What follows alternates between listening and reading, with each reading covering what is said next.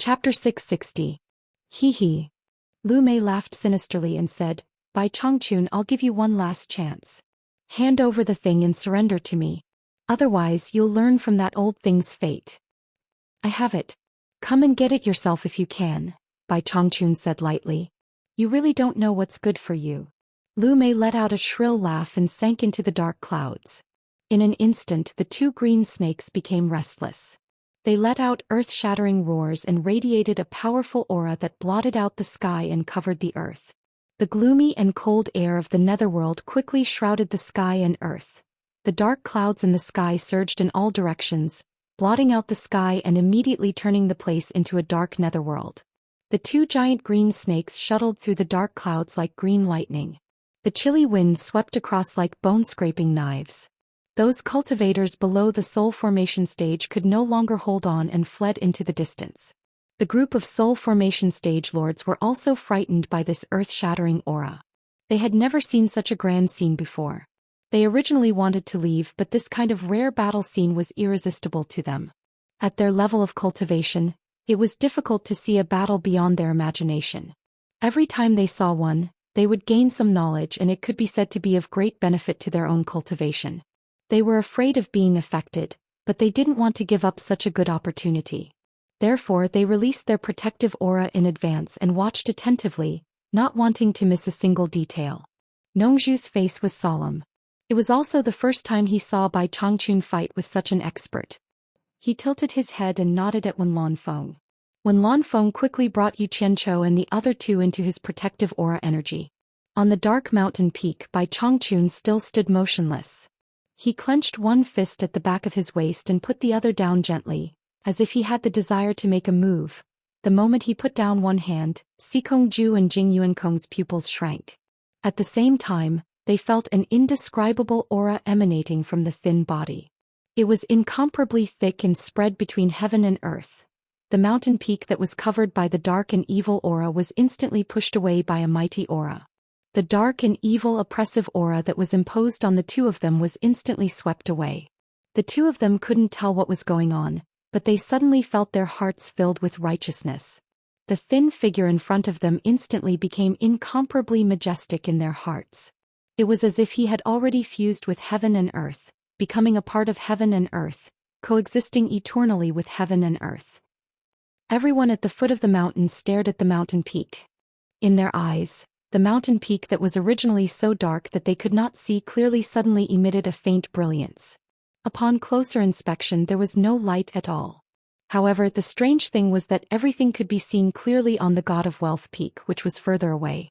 Everyone looked at each other, not knowing what was going on. "Bai Changchun, I didn't expect you to have some skills."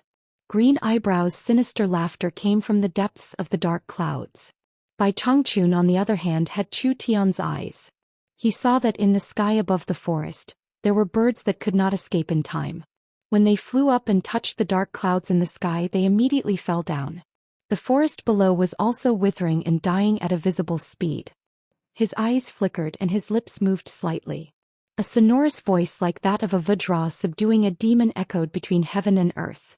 "I originally wanted to spare your life for the time being and slowly interrogate you. But now it seems that I can't let a scourge like you live in this world." Arrogant. An angry shout came from the depths of the dark clouds. Two giant green snakes that were shining brightly stirred up huge waves in the ink-like dark clouds. "Ha!" They roared at the sky and intertwined with each other, forming a two-headed snake. They opened their bloody mouths at the same time, and with a rumbling sound, they pounced towards the mountain peak like green lightning. Bai Changchun's green robe suddenly fluttered. He stopped looking into the distance, looked up and waved one hand, pointing at the sky. He put two fingers together and a dazzling white light that was 6 meters long and 2 meters wide appeared. The moment the dazzling white light left his hand, there was a bang, like a thunderbolt on a clear day. The blast formed a powerful shock wave that spread out.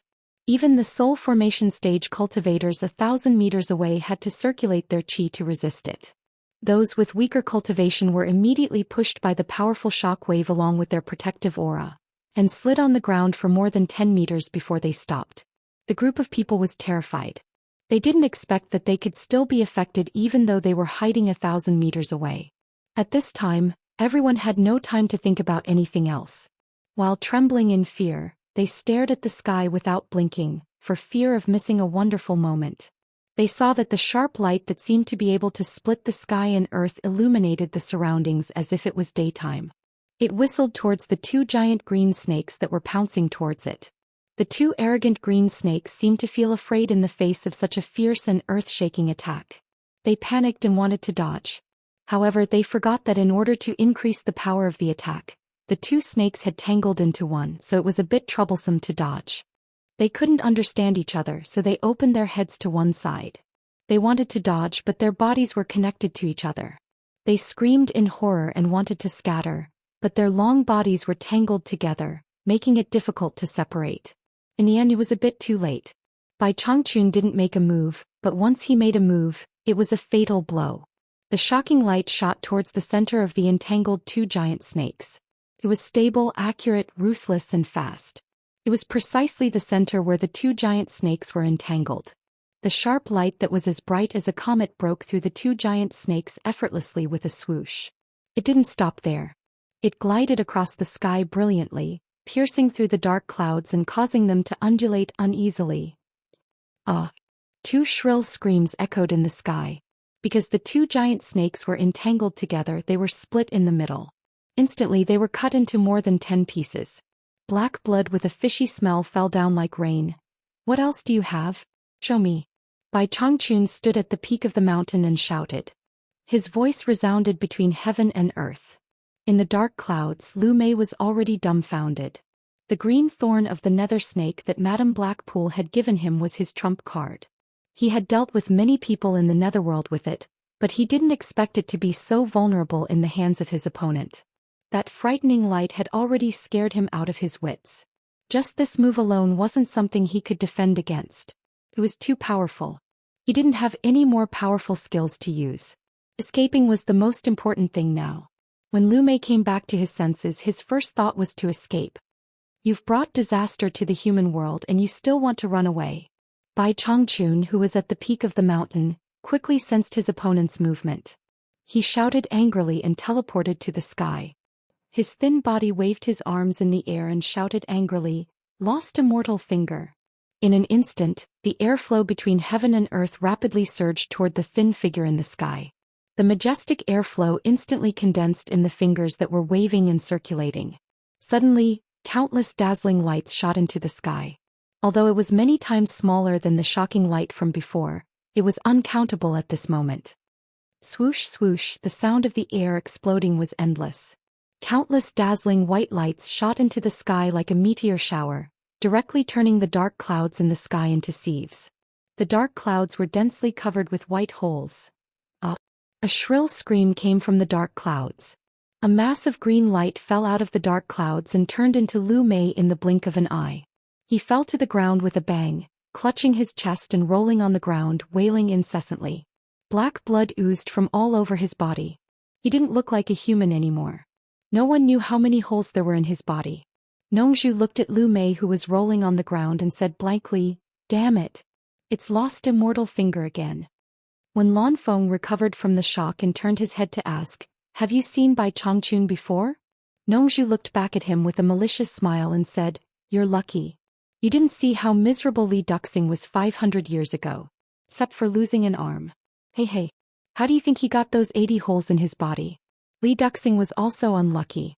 He happened to meet Lao Bai, who had comprehended lost immortal finger. So he used him to try it.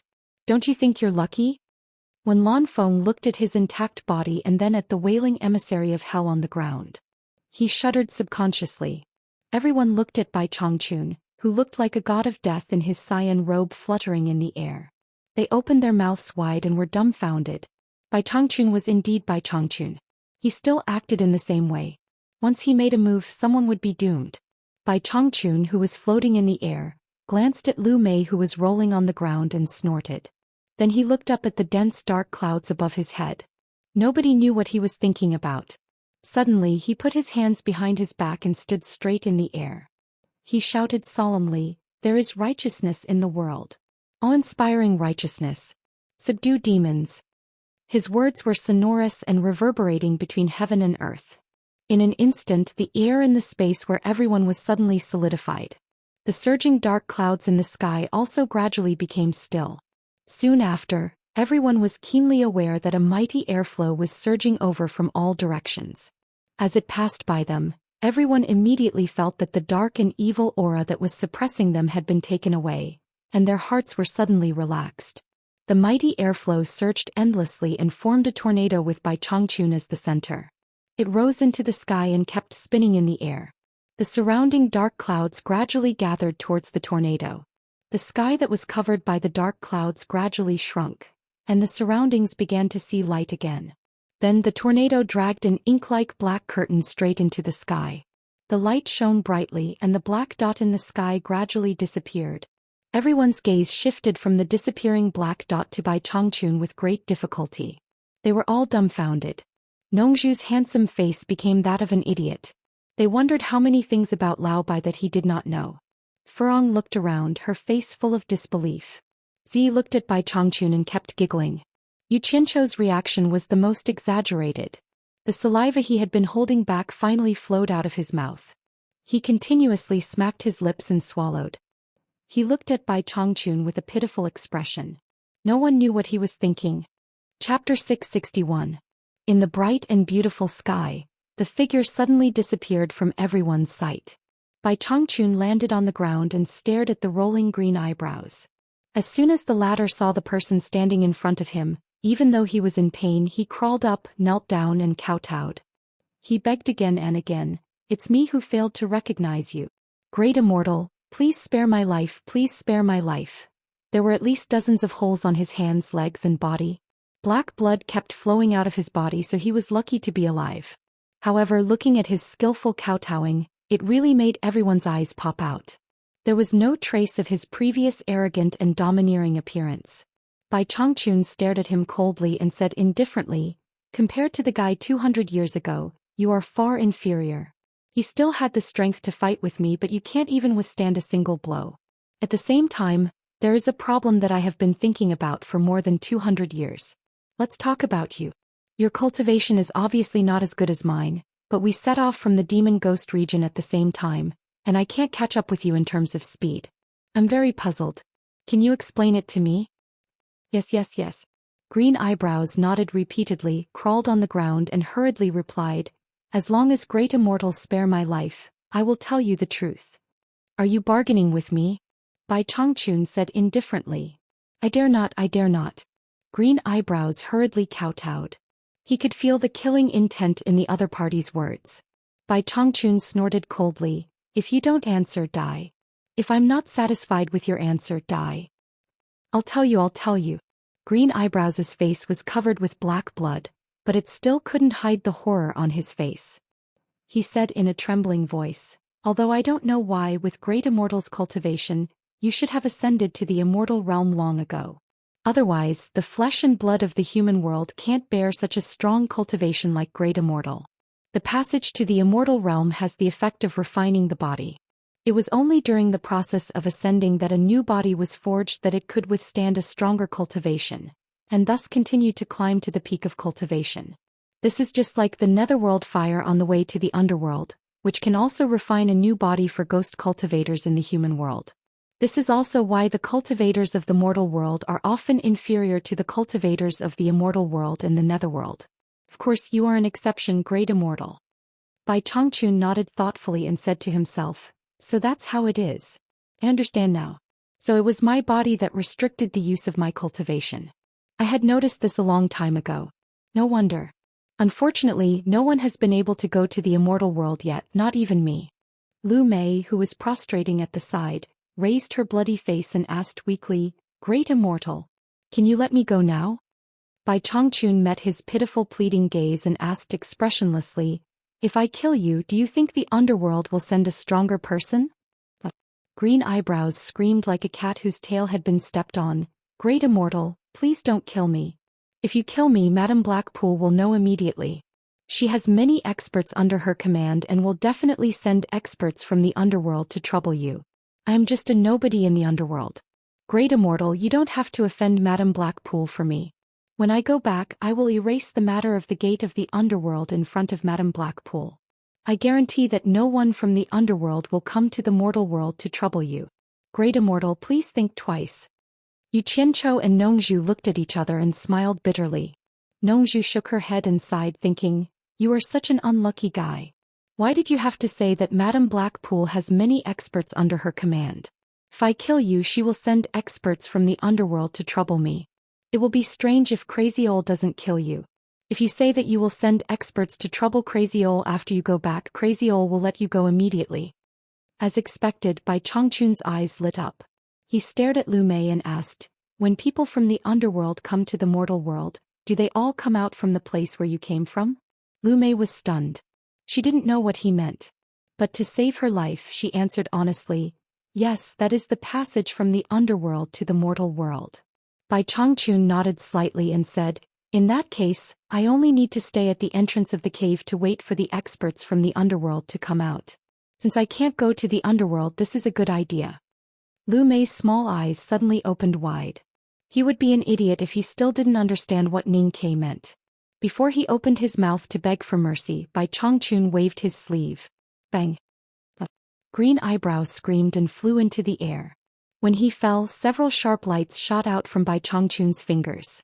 After a few swishes, Lu Mei was cut into several pieces and fell down. Before people could react, a shadow flew across the sky and disappeared in the direction of the demon ghost region. Bai Chongqun left just like that? People looked at each other and felt that what happened just now was like a dream. However, the completely destroyed treasure bowl in front of them clearly told them that it was true. In the distance, the dozens of pieces of the giant snake in Lu Mei's body began to squeak and emit black smoke under the scorching sun. Under people's gazes, they soon became pools of black juice. This was the result of Bai Chongqun's battle. However, when they thought of Bai Chongqun's miraculous means just now, they all shuddered. He was too powerful. Especially the conversation between Bai Chongqun and the Netherworld envoy. It exposed a very important piece of information. Bai Chongqun's cultivation had long surpassed the soul formation stage. At the same time, people also learned the secret of why the people of the immortal world and the underworld were stronger than the cultivators of the human world. The entire treasure bowl had almost all traces of its creator erased. Only the remnants of the God of Wealth Peak were left. At the top of the God of Wealth Peak, Sikongju and Jing Yuankong were kowtowing in the direction that Bai Chongqun disappeared in, thanking the benefactor who avenged their master. The two of them had to fulfill the instructions left behind by this benefactor. If they didn't, he said that there was no need for the world commerce to exist. No one doubted his words in the past and no one doubted his words now. After a long time, the two of them slowly stood up. The two of them faced the breeze and looked down the mountain. Not long ago, their master Yin Baikong would often stand on the mountain peak and look down, looking at the foundation that he had single-handedly built. At the foot of the mountain, the various lords summoned their inner sect disciples to dig out their belongings from the ruins. Then they dispersed without any obstruction. Because the defensive formation that Yin Baikong had personally set up had been completely destroyed, it could no longer stop anyone. Seeing the people leaving, the two of them looked at each other with complicated gazes. No matter if it was because of the old grudges or the new grudges because of the 7 treasure pill, no one would find trouble with them anymore. Although the pillar of the world commerce was no longer here, the words that Bai Chongqun had left behind were enough to intimidate everyone. As long as Bai Chongqun was still here, no one in the cultivation world would dare to find trouble with the world commerce. Sikongju raised the God of Wealth sword in his hand. The two of them looked at each other silently. In the past, their master had always wanted to curry favor with Bai Chongqun to ensure the safety of the world commerce. Who would have thought that not only would he not be able to fulfill this wish when he was alive, he would be able to fulfill it after his death. Some things that happened due to fate were often fated in the unseen world. It really couldn't be forced, junior brother. How about we work together to revive the world commerce? Of course. Other than completing Senior Bai's instructions, just like what Senior Bai said, the world commerce is Master's life's work. But I'm worried.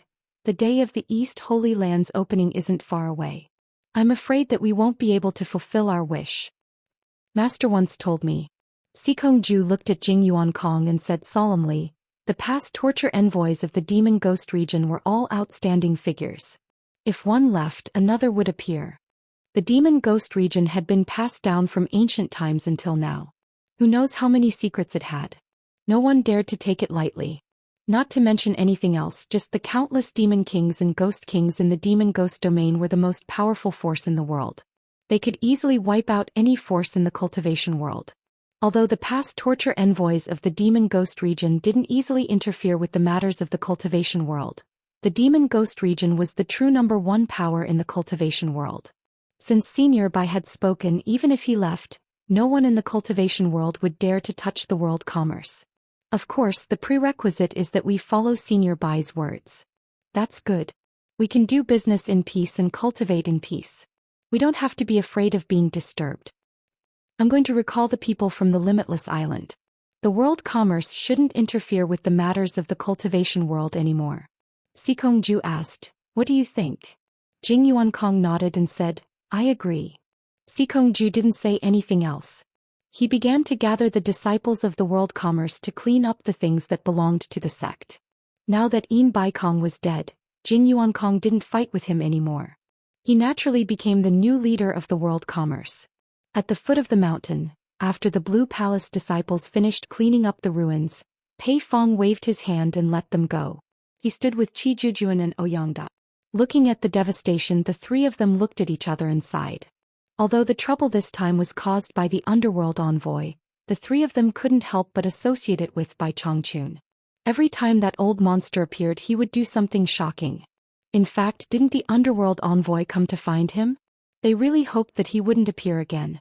Pei Fong glanced at Wen Lanfeng and the others who were still standing at the edge of the mountain and said to the two beside him, "Let's say goodbye to them before we leave."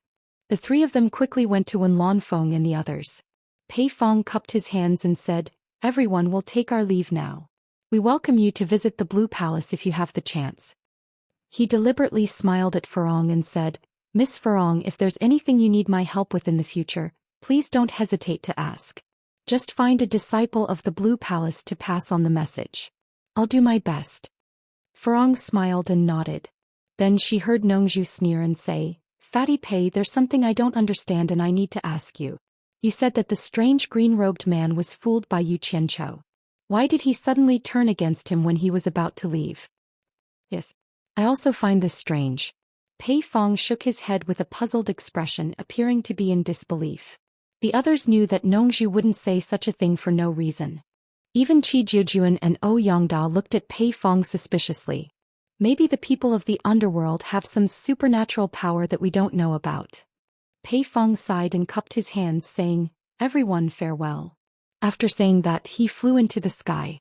Qi Jujuan and Ouyangda also cupped their hands and left. Nongzhu snorted and tilted her head to look at Yu Qianchou. She believed that with Yu Qianchou's cunning, he should be able to understand the meaning of her words. Who would have thought that Yu Qianchou would turn a deaf ear to him? His eyes were fixed on the ruins. Just when the group was baffled, Yu Qianchou suddenly let out a loud cry and rushed into the ruins of the broken fences and dilapidated walls.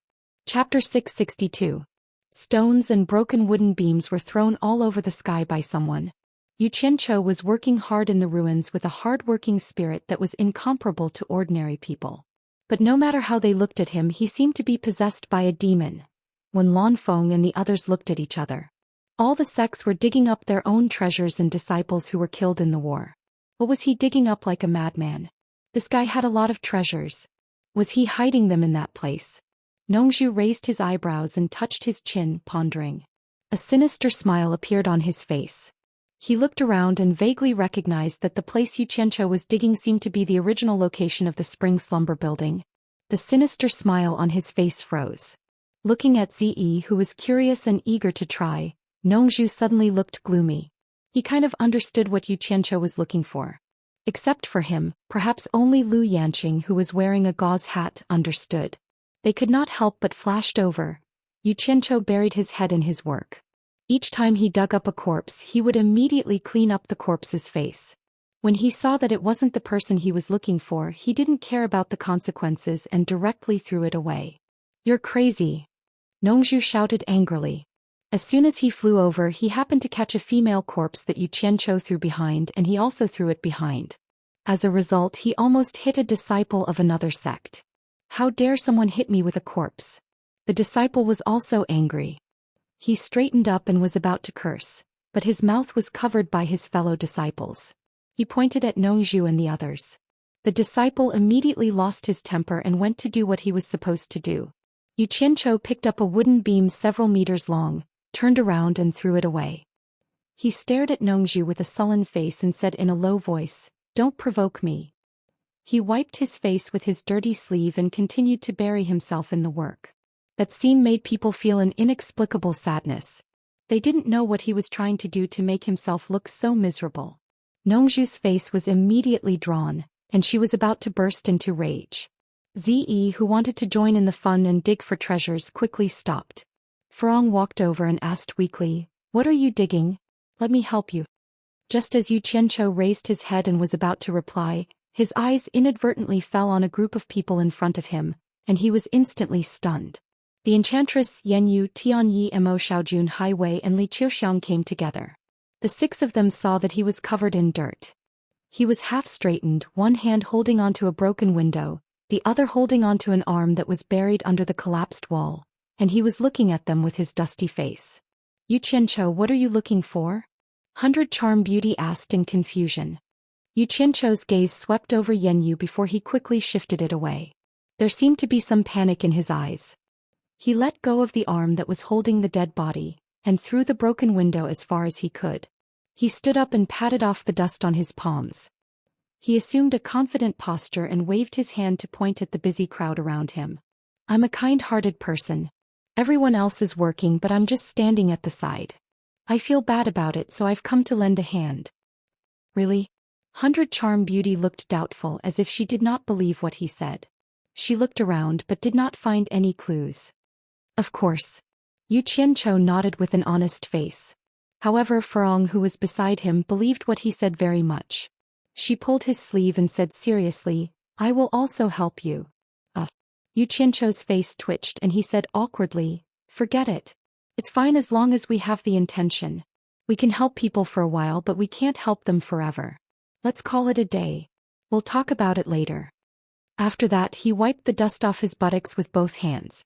It seemed that he was going to quit. Furong nodded and said, "Oh." Suddenly, an uncontrollable laughter came from the side. The few of them turned their heads to look and discovered that it was Lu Yanqing. When Lanfeng asked curiously, "Yanqing, what are you laughing at? Did you think of something funny?" Lu Yanqing quickly shook her head and said, "Nothing." "Humph. Stubborn duck." Nongzhu sneered with a face full of disdain. He finally knew that when it came to this kid, he could say anything that was horizontal, straight and dead. In short, he was the one who was in the right. "Hey, Yanyu, what are you laughing at?" 100 Charm Beauty suddenly found that Yanyu was also biting her lips and laughing. Yanyu immediately waved her hand and said, "Nothing." But anyone could see that she was smiling from the bottom of her heart. Her face was bright and she stood in the ruins, looking unusually dazzling. Everyone present was stunned. Yu Qianzhou naturally knew what she was laughing at, but he was thick-skinned and didn't care, as if he didn't know anything. "What can you do to me?" When Lanfeng looked at both sides and couldn't see why the 2 women were laughing, so he asked Nongzhu, "Nongzhu, what's your plan?" Nongzhu looked up at the ruins of the God of Wealth Peak and said, "Everyone in the cornucopia parted on bad terms. I naturally want to go to Shuntian Island and ask Old Bai how many secrets he has that I don't know. It turns out that the guy's cultivation has surpassed the soul formation stage.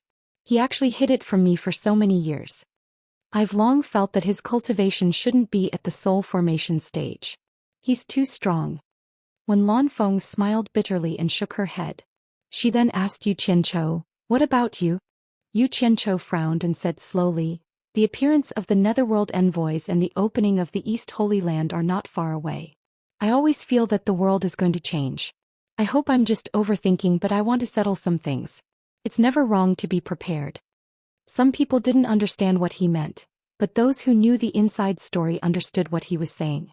Once Bai Changchun went to the East Holy Land, his days would be a bit difficult. Although this guy became famous quickly, he had offended too many people. Nongzhu originally had a stomach full of complaints about his promiscuous relationships, but seeing him like this, her eyes became a little sympathetic. Once the East Holy Land was opened, would Bai Changchun really pass the position of the torture master of the demon region to him? If he really did, would he be able to subdue the thousands of demons and ghosts in the demon region? One should know that after Bai Chongchun took over the demon region, he also ruthlessly washed the place with blood several times before he completely subdued those demons and ghosts. Could he inherit the glory of the demon region's torture masters? Could he defend against external strong enemies? When she thought that the position of the torture master might fall into this guy's hands, Nongzhu couldn't imagine the reaction of the various forces in the cultivation world when the news was announced. This guy would have a heavy burden on his shoulders in the future. When Lan Feng was silent, he raised his hand and pointed at the temptress and Yen Yu. Are the two of them still going with us? The two girls looked at each other, not knowing what he meant. Yu Qianchou said to the temptress of 100 Charms, Yin Baikong is dead. I'm afraid the forces here will be thrown into chaos. The two of you should go to Senior Lu's place in Spirit Fragrant Valley for the time being. I'll think of something in the future. He didn't care whether the two agreed or not. He waved his hand domineeringly and said, It's settled then. The temptress immediately threw a reproachful look, but no matter how you looked at it, it looked like a flirtatious wink. Yen Yu didn't say anything. He just kept staring at Yu Qianchou. However, Yu Qianchou kept avoiding her eyes, but he still arranged an escape route for her in a domineering manner. I'll have to trouble the two seniors. Yu Qianchou bowed to Wen Lanfeng and Lu Yanqing and said, When I find Niu Yid, I'll definitely get the elixir I promised you two seniors. The bright eyes under the green gauze rolled a white eye. Lu Yanqing was speechless, feeling that he thought he did not know that he was Niu Yid. When Lanfeng's expression was sluggish, he waved his hand and said, The elixir is not urgent. If you can't find Niu Yid, then forget it. It doesn't matter if you don't have him. He had already eaten something that killed people. After a discussion, they went their separate ways. Nongzhu also took Zi and Furong away, leaving Yu Qianchou standing alone in the ruins and looking around. Later, he flew alone to the primeval forest outside the treasure basin. In the back hall of the Dark Nether Palace, Lady Blackpool was still lying naked in the hot spring, being served by 5 handsome and strong pampered men. In the hazy water mist, Lady Blackpool was so comfortable that she closed her eyes and kept moaning under the massage of 10 big hands. At this moment, hurried footsteps came from outside the black veil. They came to the side of the bath made of black jade and stopped. It seemed that they didn't dare to disturb her. Why are you in such a hurry? Is the Minghuang mountain going to collapse? Lady Blackpool snorted and said, If you have something to say, just say it. Maid Feifeng immediately replied, Lumei's memorial tablet is broken. I've asked the guards of the underworld, but Lumei hasn't come back. After that, she didn't say another word. Her slightly closed phoenix eyes suddenly opened. Her eyes flashed for a while, and a majestic momentum directly shook away the 5 pampered men around her. Lady Blackpool disappeared in the hot spring. The black dress on the clothes rack beside the hot spring dashed up and hovered above the hot spring, wrapping her naked body in the dress. Lady Blackpool, who was floating above the hot spring, glanced at Feifeng and suddenly turned into a beam of black light and flew away. She dashed out of the Dark Nether Palace like a shooting star, heading directly to the towering Dark Royal Palace. The serene wood forest had branches but no leaves. As soon as the black light entered the dark serene wood forest, a silver light flashed in front of the small building surrounded by the serene wood forest. The commander of the royal guards of the Dark Royal Palace appeared at the same time. The commander of the royal guards of the Dark Royal Palace stared at Lady Blackpool indifferently and disdainfully, saying indifferently, Blackpool, if you dare to take one more step forward, I don't mind kicking you out of the Dark Royal Palace. Lady Blackpool bit her lips and stopped on her knees, saying, Greetings, Lord Silver Armor. Please tell the Emperor of the Underworld that Blackpool has something important to report. After she learned that the Silver Armor commander of the Dark Royal Guards was one of the legendary 12 underworld generals of the underworld, she didn't dare to act presumptuously in front of the Silver Armor commander of the Dark World, no matter how unhappy she was. She knew that the Silver Armor commander of the Dark Royal Guards had the ability to deal with her. Chapter 663. The indifferent eyes of the soldier in silver armor were startled a bit. It was obvious that he didn't expect Madame Blackpool to kneel down to him. Perhaps the sincerity of Madame Blackpool had moved the underworld emperor. A dignified and calm voice drifted out from the small building, Say it outside. A few large fireflies flew up from the tree trunks of the deep wood forest and clung to the window of the small building. Madame Blackpool raised her head and saw a man with a noble and elegant temperament appear at the window under the flickering light. His penetrating gaze passed through the deep wood forest and gazed at the night sky in the distance. Then he slowly looked down. His gentle gaze revealed an unconcealable majesty and indifference, giving people a startling feeling. It was a majesty that seeped out from his bones. "Greetings, Underworld Emperor." Madame Blackpool bowed and said, "Get up and talk." Though the Underworld Emperor said it politely, he didn't mean to let her in. "Thank you, Underworld Emperor." As soon as Madame Blackpool stood up, the Underworld Emperor asked her in a condescending manner, "What's the matter?" Madame Blackpool reported angrily, "Underworld Emperor, something terrible has happened.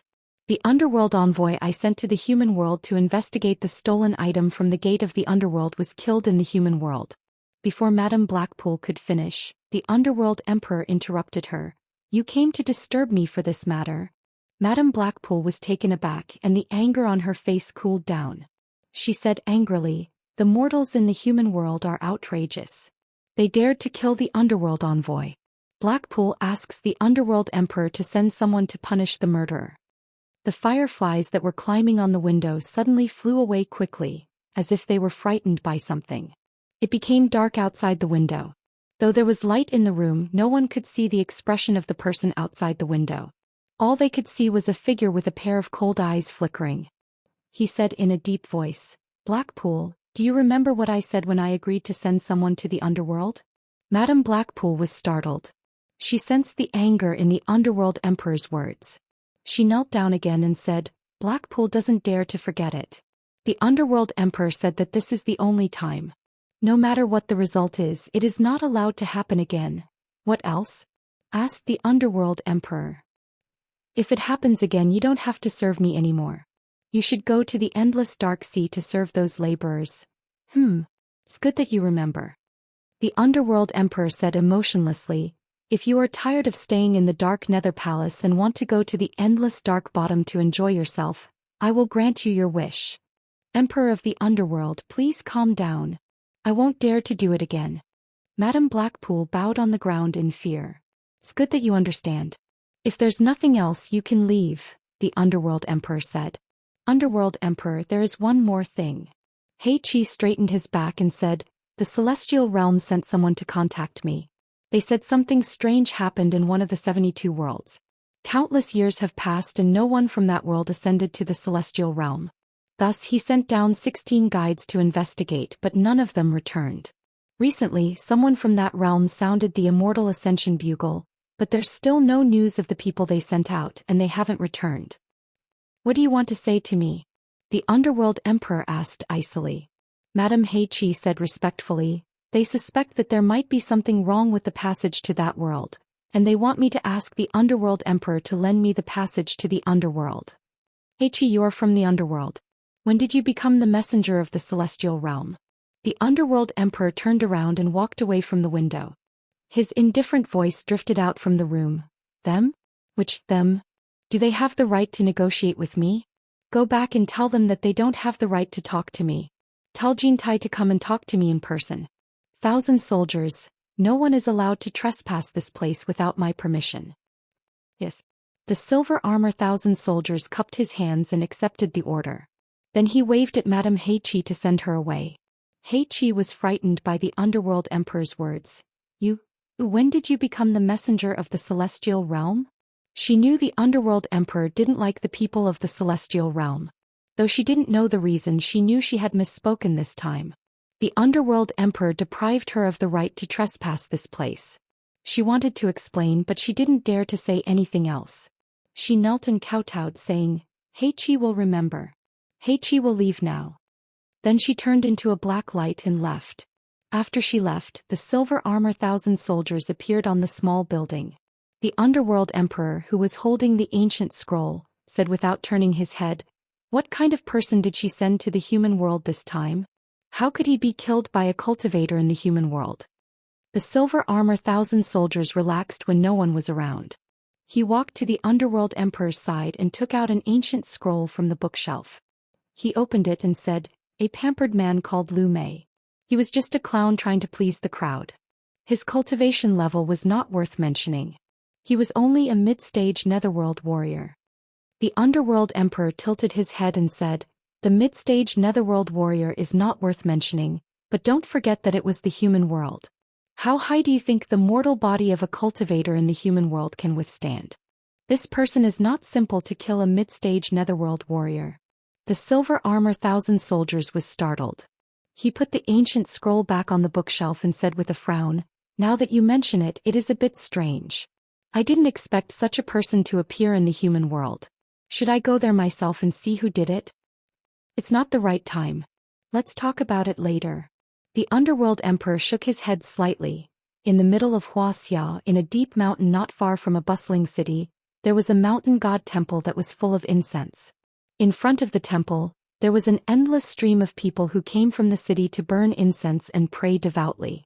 Behind the temple there was a quiet wing built halfway up the mountain. Standing on the platform in front of the wing, one could see the crowd of people coming and going to worship at the foot of the mountain. Under the shade of the trees, Xianxia quietly looked at the mountain god temple with green smoke curling up. He said with a smile, "You two are really good at picking a place. I didn't expect you two would hide here and enjoy the human world." Gu Qingyun and Hong Qi stood on either side of him. Hong Qi had grown into a mature young man after not seeing him for a few years. Hong Qi said with a smile, "This is a rundown temple. If we didn't take over it, it wouldn't be so full of incense."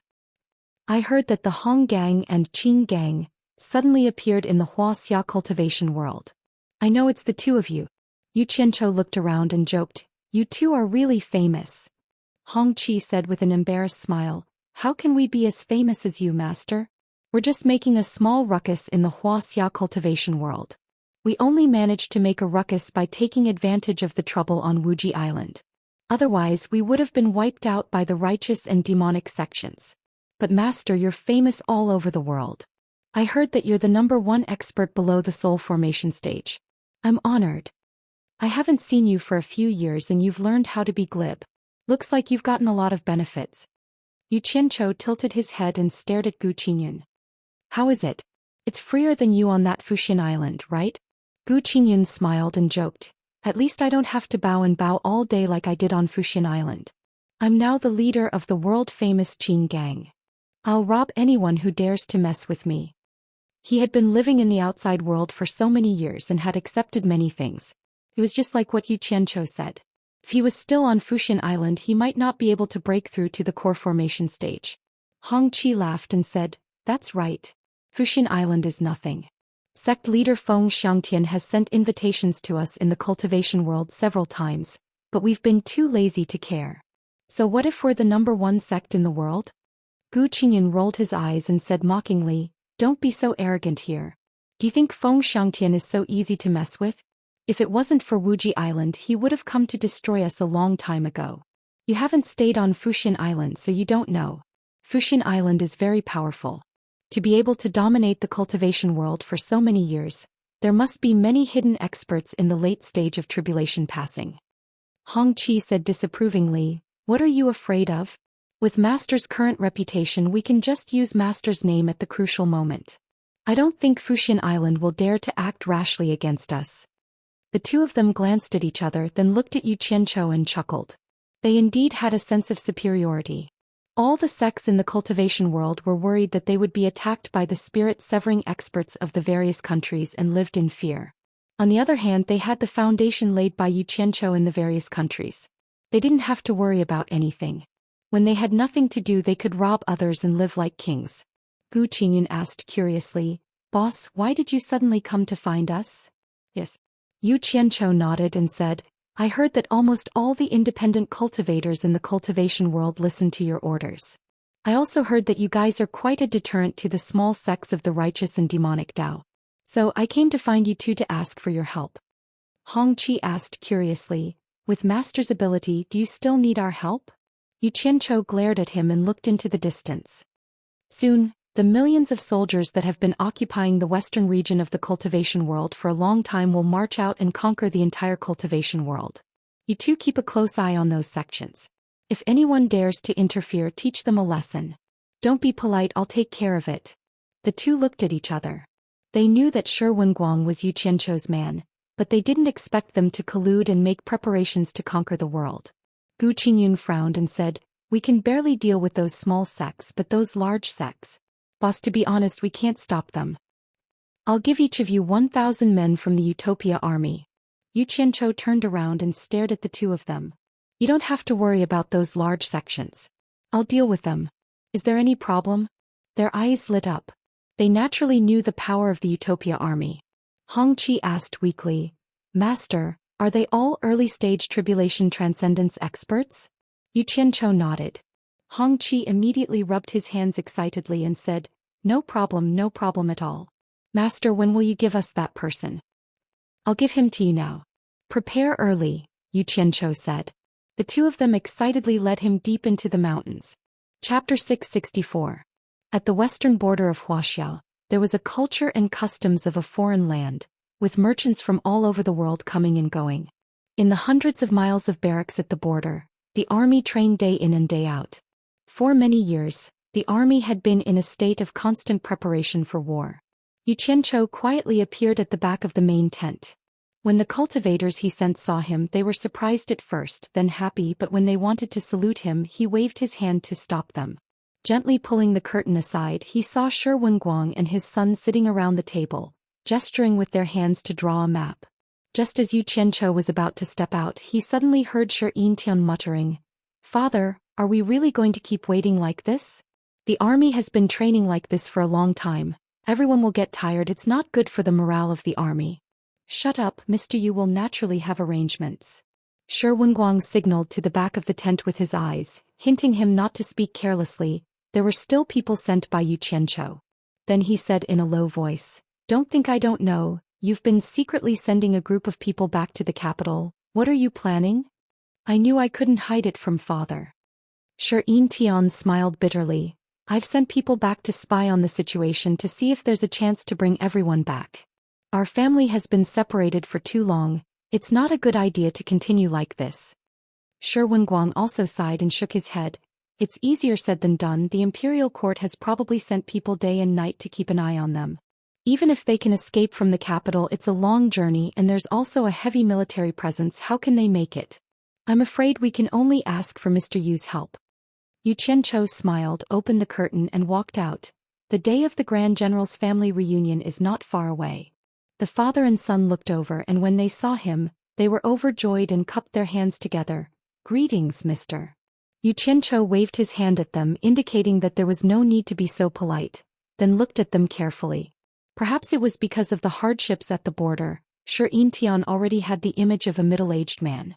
On the other hand, Shi Wenguang was still healthy and strong even after a few years. There were still no signs of aging on his face, most likely due to the pills. Yu Qianzhou's eyes finally landed on Xianxia, smiling. "Looks like the young general can't wait any longer and is eager to reunite with his family." Shi Wenguang was slightly startled, knowing that Yu Qianzhou had heard his son's grumbling. He hastily cupped his hands in apology and said, "It's all my son's fault. He's insensible and full of nonsense. Please forgive him." "Great General, you think too much. Who doesn't want their family to be reunited? This is human nature. What crime is there?" After saying that, Yu Qianzhou walked to the entrance of the tent with his hands clasped behind his back and looked at the soldiers training outside. Amidst the deafening battle cries, he nodded in satisfaction. The father and son followed behind. Shi Wenguang asked, "Just now Mr. said that the day of my family reunion is not far away. What does Mr. mean?" Yu Qianzhou suddenly turned around and strode to the commander's seat in the center. He stared at the two and asked, "If I let you make sufficient preparations before the battle, how long would it take for you to finish?" The father and son looked at each other, understanding the meaning behind Mr. Grand General's words. Their eyes were filled with surprise. Xianxia could not wait to answer. Half a month is enough." Yu Qianzhou frowned, staring at Shi Wenguang. "Grand General, you are an expert in war, but you can't afford to rush. I'll give you a month to prepare. Is that enough?" Xianxia immediately knew that he was being too impulsive. Shi Wenguang also glared at him, then replied, "Actually, we have always been preparing. It's just a small battle. The army can be mobilized at any time. If it's a big battle, it will take some time, but a month's time difference is not bad."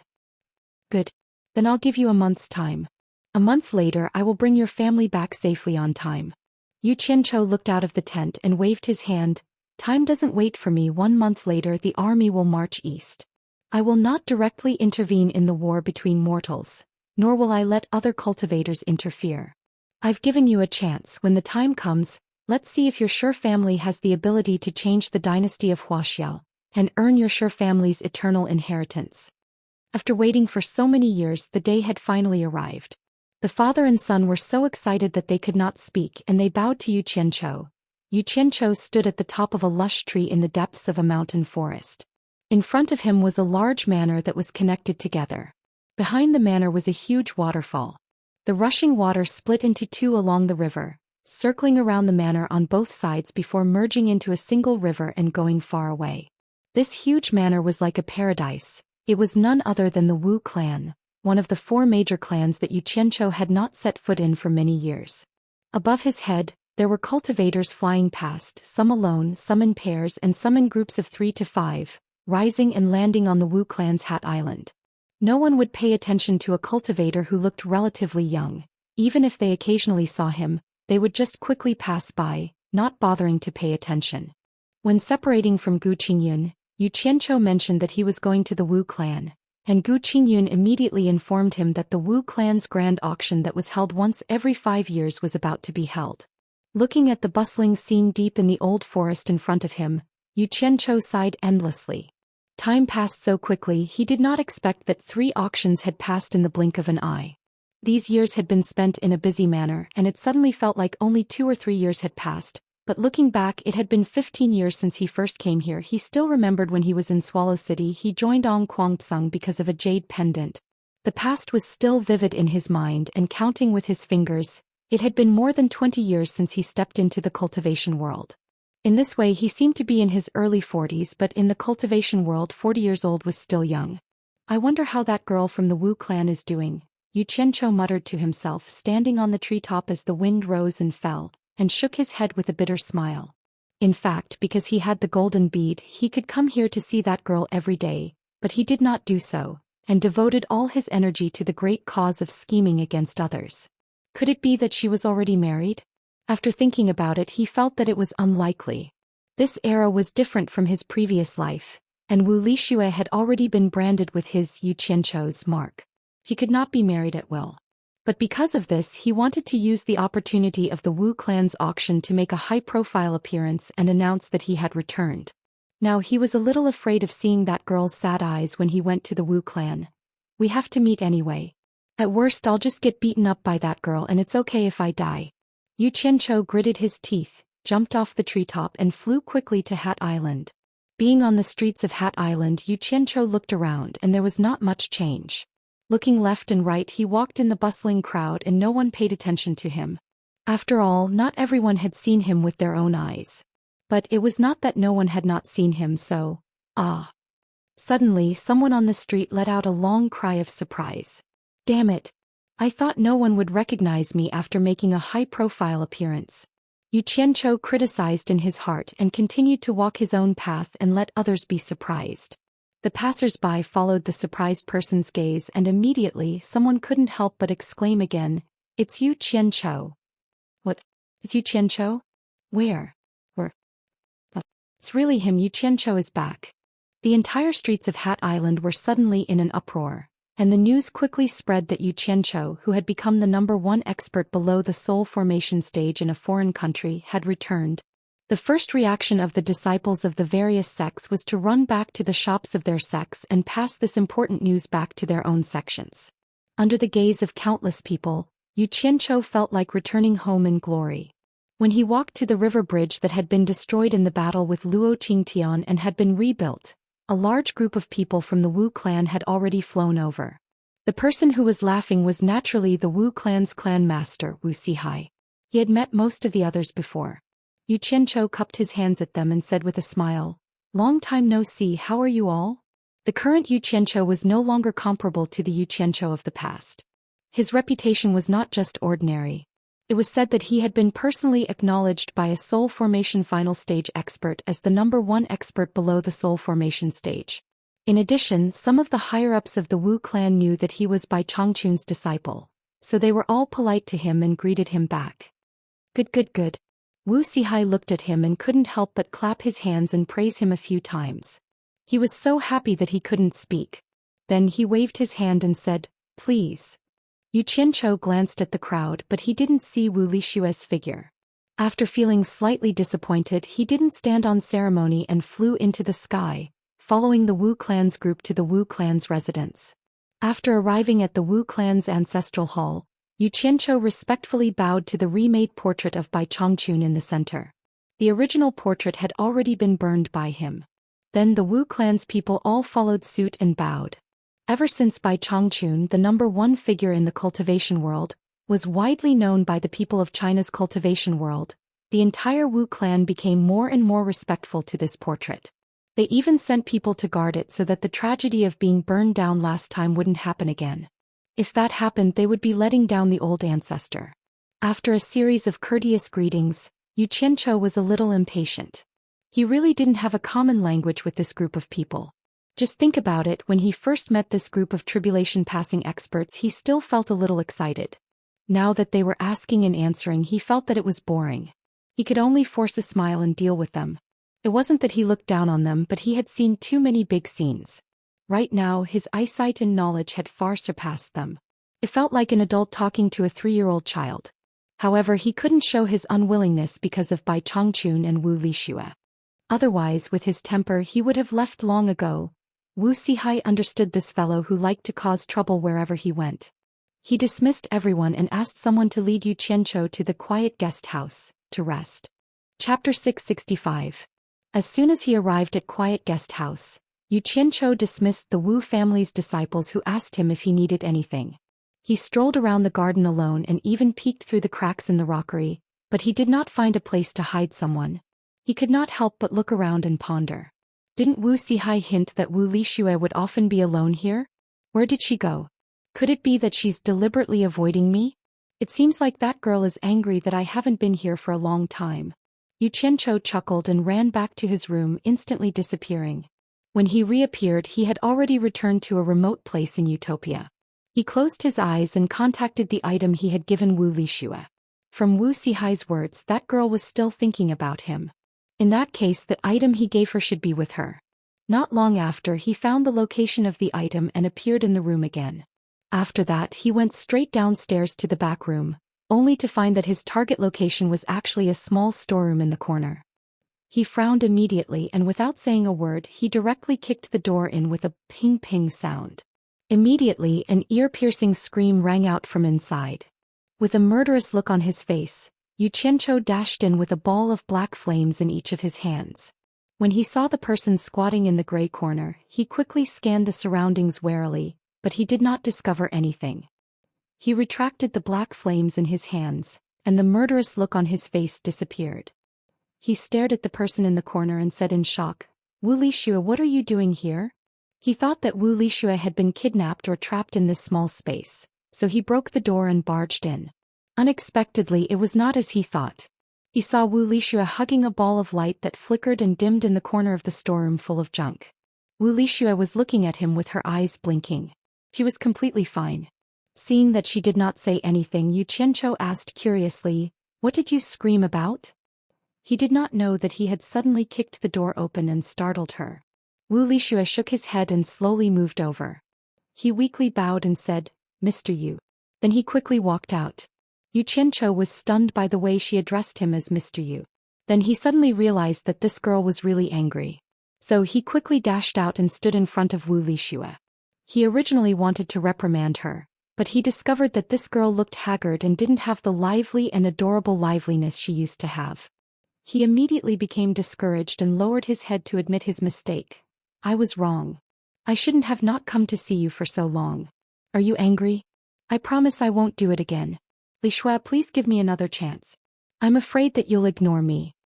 He firmly believed that an innocent girl was easy to educate.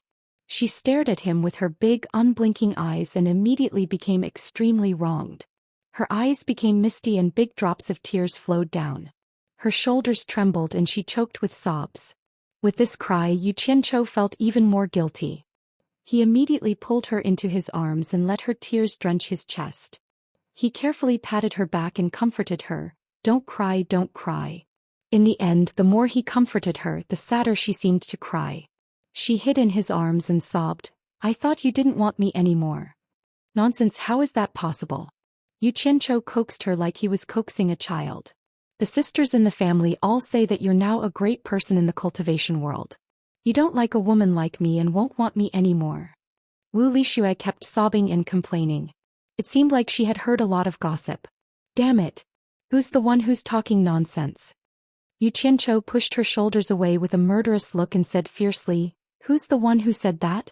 Bring me to her and I'll kill them all. Let's go now. He turned around and walked away as if he was really going to kill someone. With this scare, Wuxia immediately stopped crying. She grabbed him with one hand and panicked. Don't. They're just saying it casually. Don't kill them. She grabbed him with one hand and held on to something in her other hand that was red and bright. She refused to let go. They're just saying it casually. Why are you crying like this? I don't believe it. Let's go and settle the score with them. Xianxia looked like he wouldn't stop until he killed a few people. He actually pushed the reason why she was crying to someone else, and he did it so confidently. How could Wuxia withstand his bluff? She was really scared out of her wits. She grabbed onto him with all her might and shook her head with all her might. I won't cry anymore. It really isn't their fault. She knew Xianxia's style of doing things. Back then he didn't even blink when he killed the Wu clan's elder. Why would he care about the lives of a few unrelated little girls? Xianxia turned around and asked, You really won't cry anymore? You were the one who said that the sisters in the clan were gossiping. You're still crying. It must be true. I'll kill them now. He acted like he was going to kill someone again. I won't cry anymore. I really won't cry anymore. Wuxia's face was covered in tears, but she tried her best to squeeze out a smile to tell him that she really wouldn't cry anymore. In the end, her smile was even uglier than her crying. Xianxia's heart softened. He couldn't bear to bluff her anymore. He bent over and carried her in his arms. He ran up the stairs and into the room. As soon as she was carried into the room, she thought of what he was going to do. She immediately said shyly, What are you going to do? Sure enough, Xianxia laughed sinisterly and said, What else do you think I'm going to do? I haven't seen you for a long time. Naturally, I want to make up for what I owe you. Wuxia's exclamation immediately sounded in the room. Then Xianxia complained, Let go.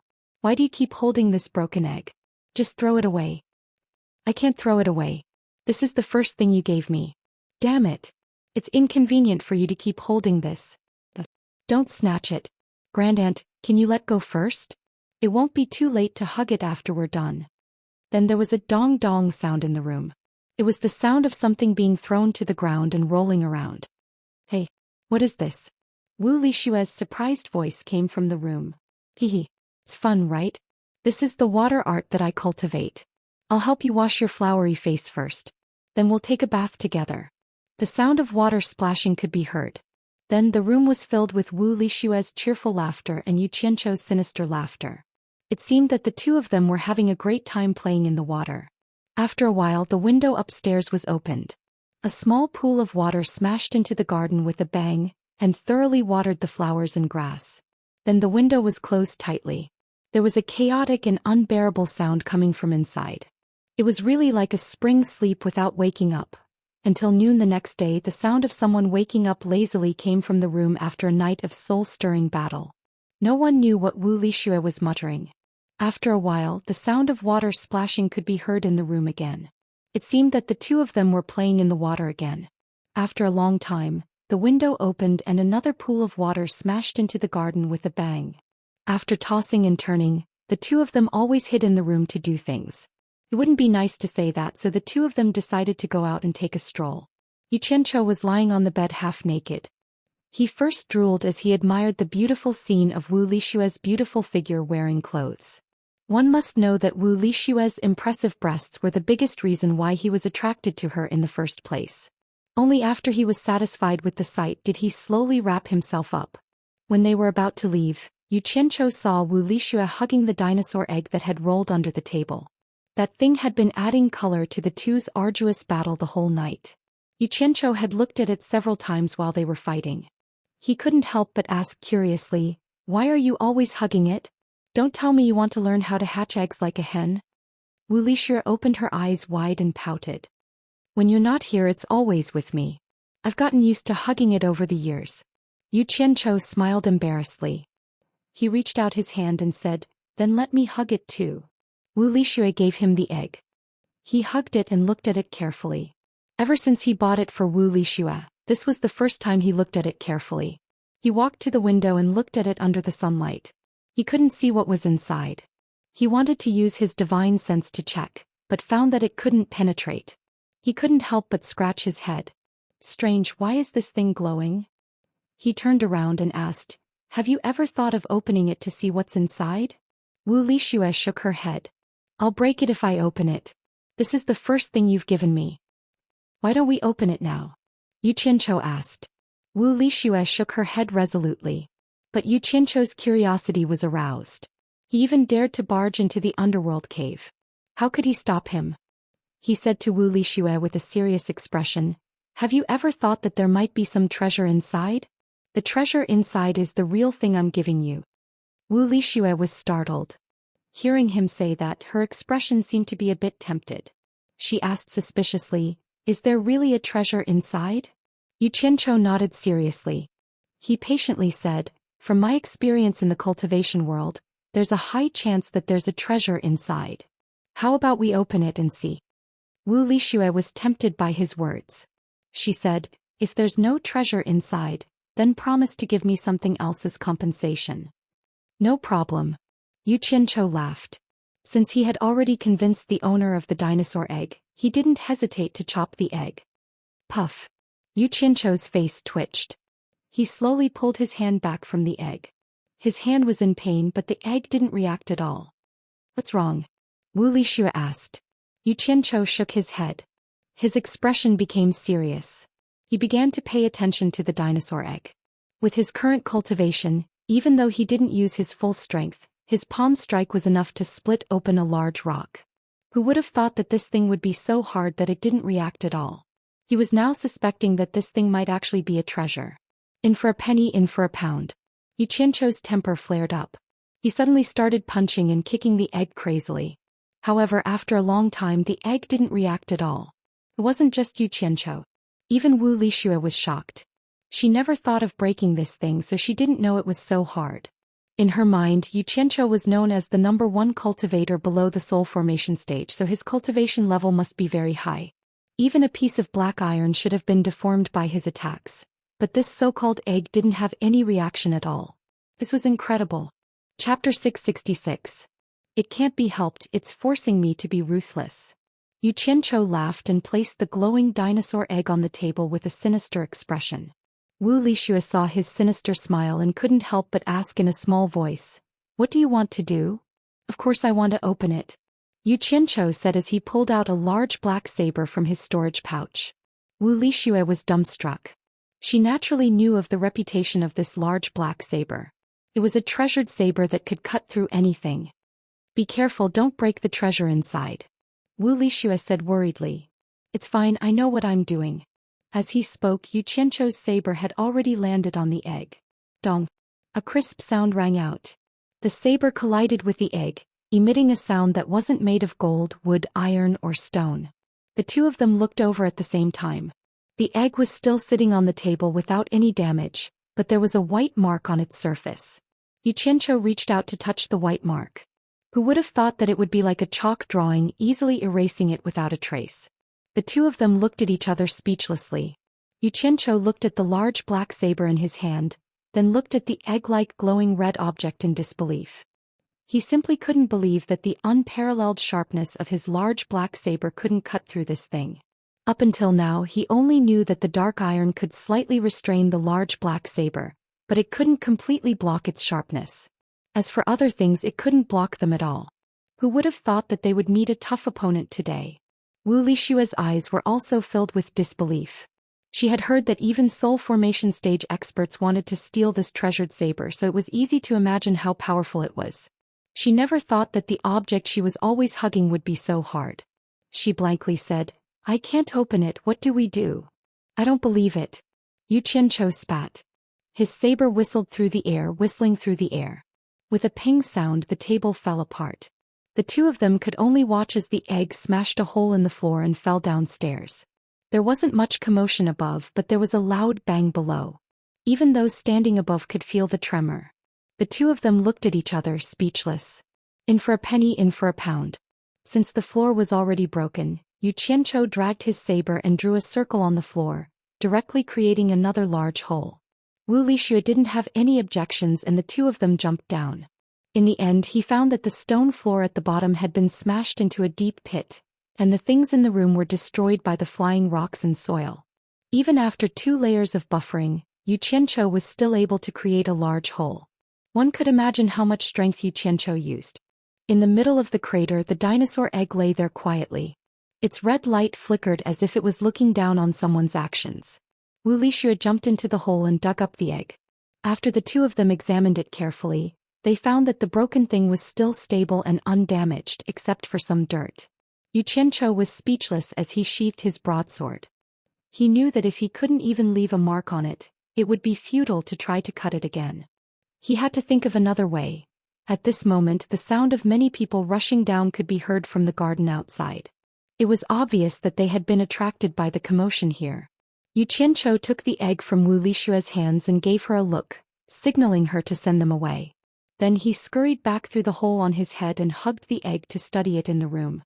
After a while, Wuxia hurriedly came back. When she entered the room, she was shocked and exclaimed, "What are you doing?" The room was flashing with green light. She saw Xianxia holding the egg with one hand. There was a brilliant green flame burning in his palm, wrapping around the egg in his hand and burning it. Xianxia tilted his head and chuckled, "Since I can't split it open, I'll use fire. If fire still doesn't work, I'll boil it in water. In any case, I'll try all kinds of methods and it might work. If it really doesn't work, I can only give up. Who knows what this thing is? In any case, it can't be an egg. There can't be such a hard egg in this world. Hehe. Maybe it's some rare material for refining artifacts. One day, I'll show it to the world's #1 refining expert, old ancestor Nan Ming.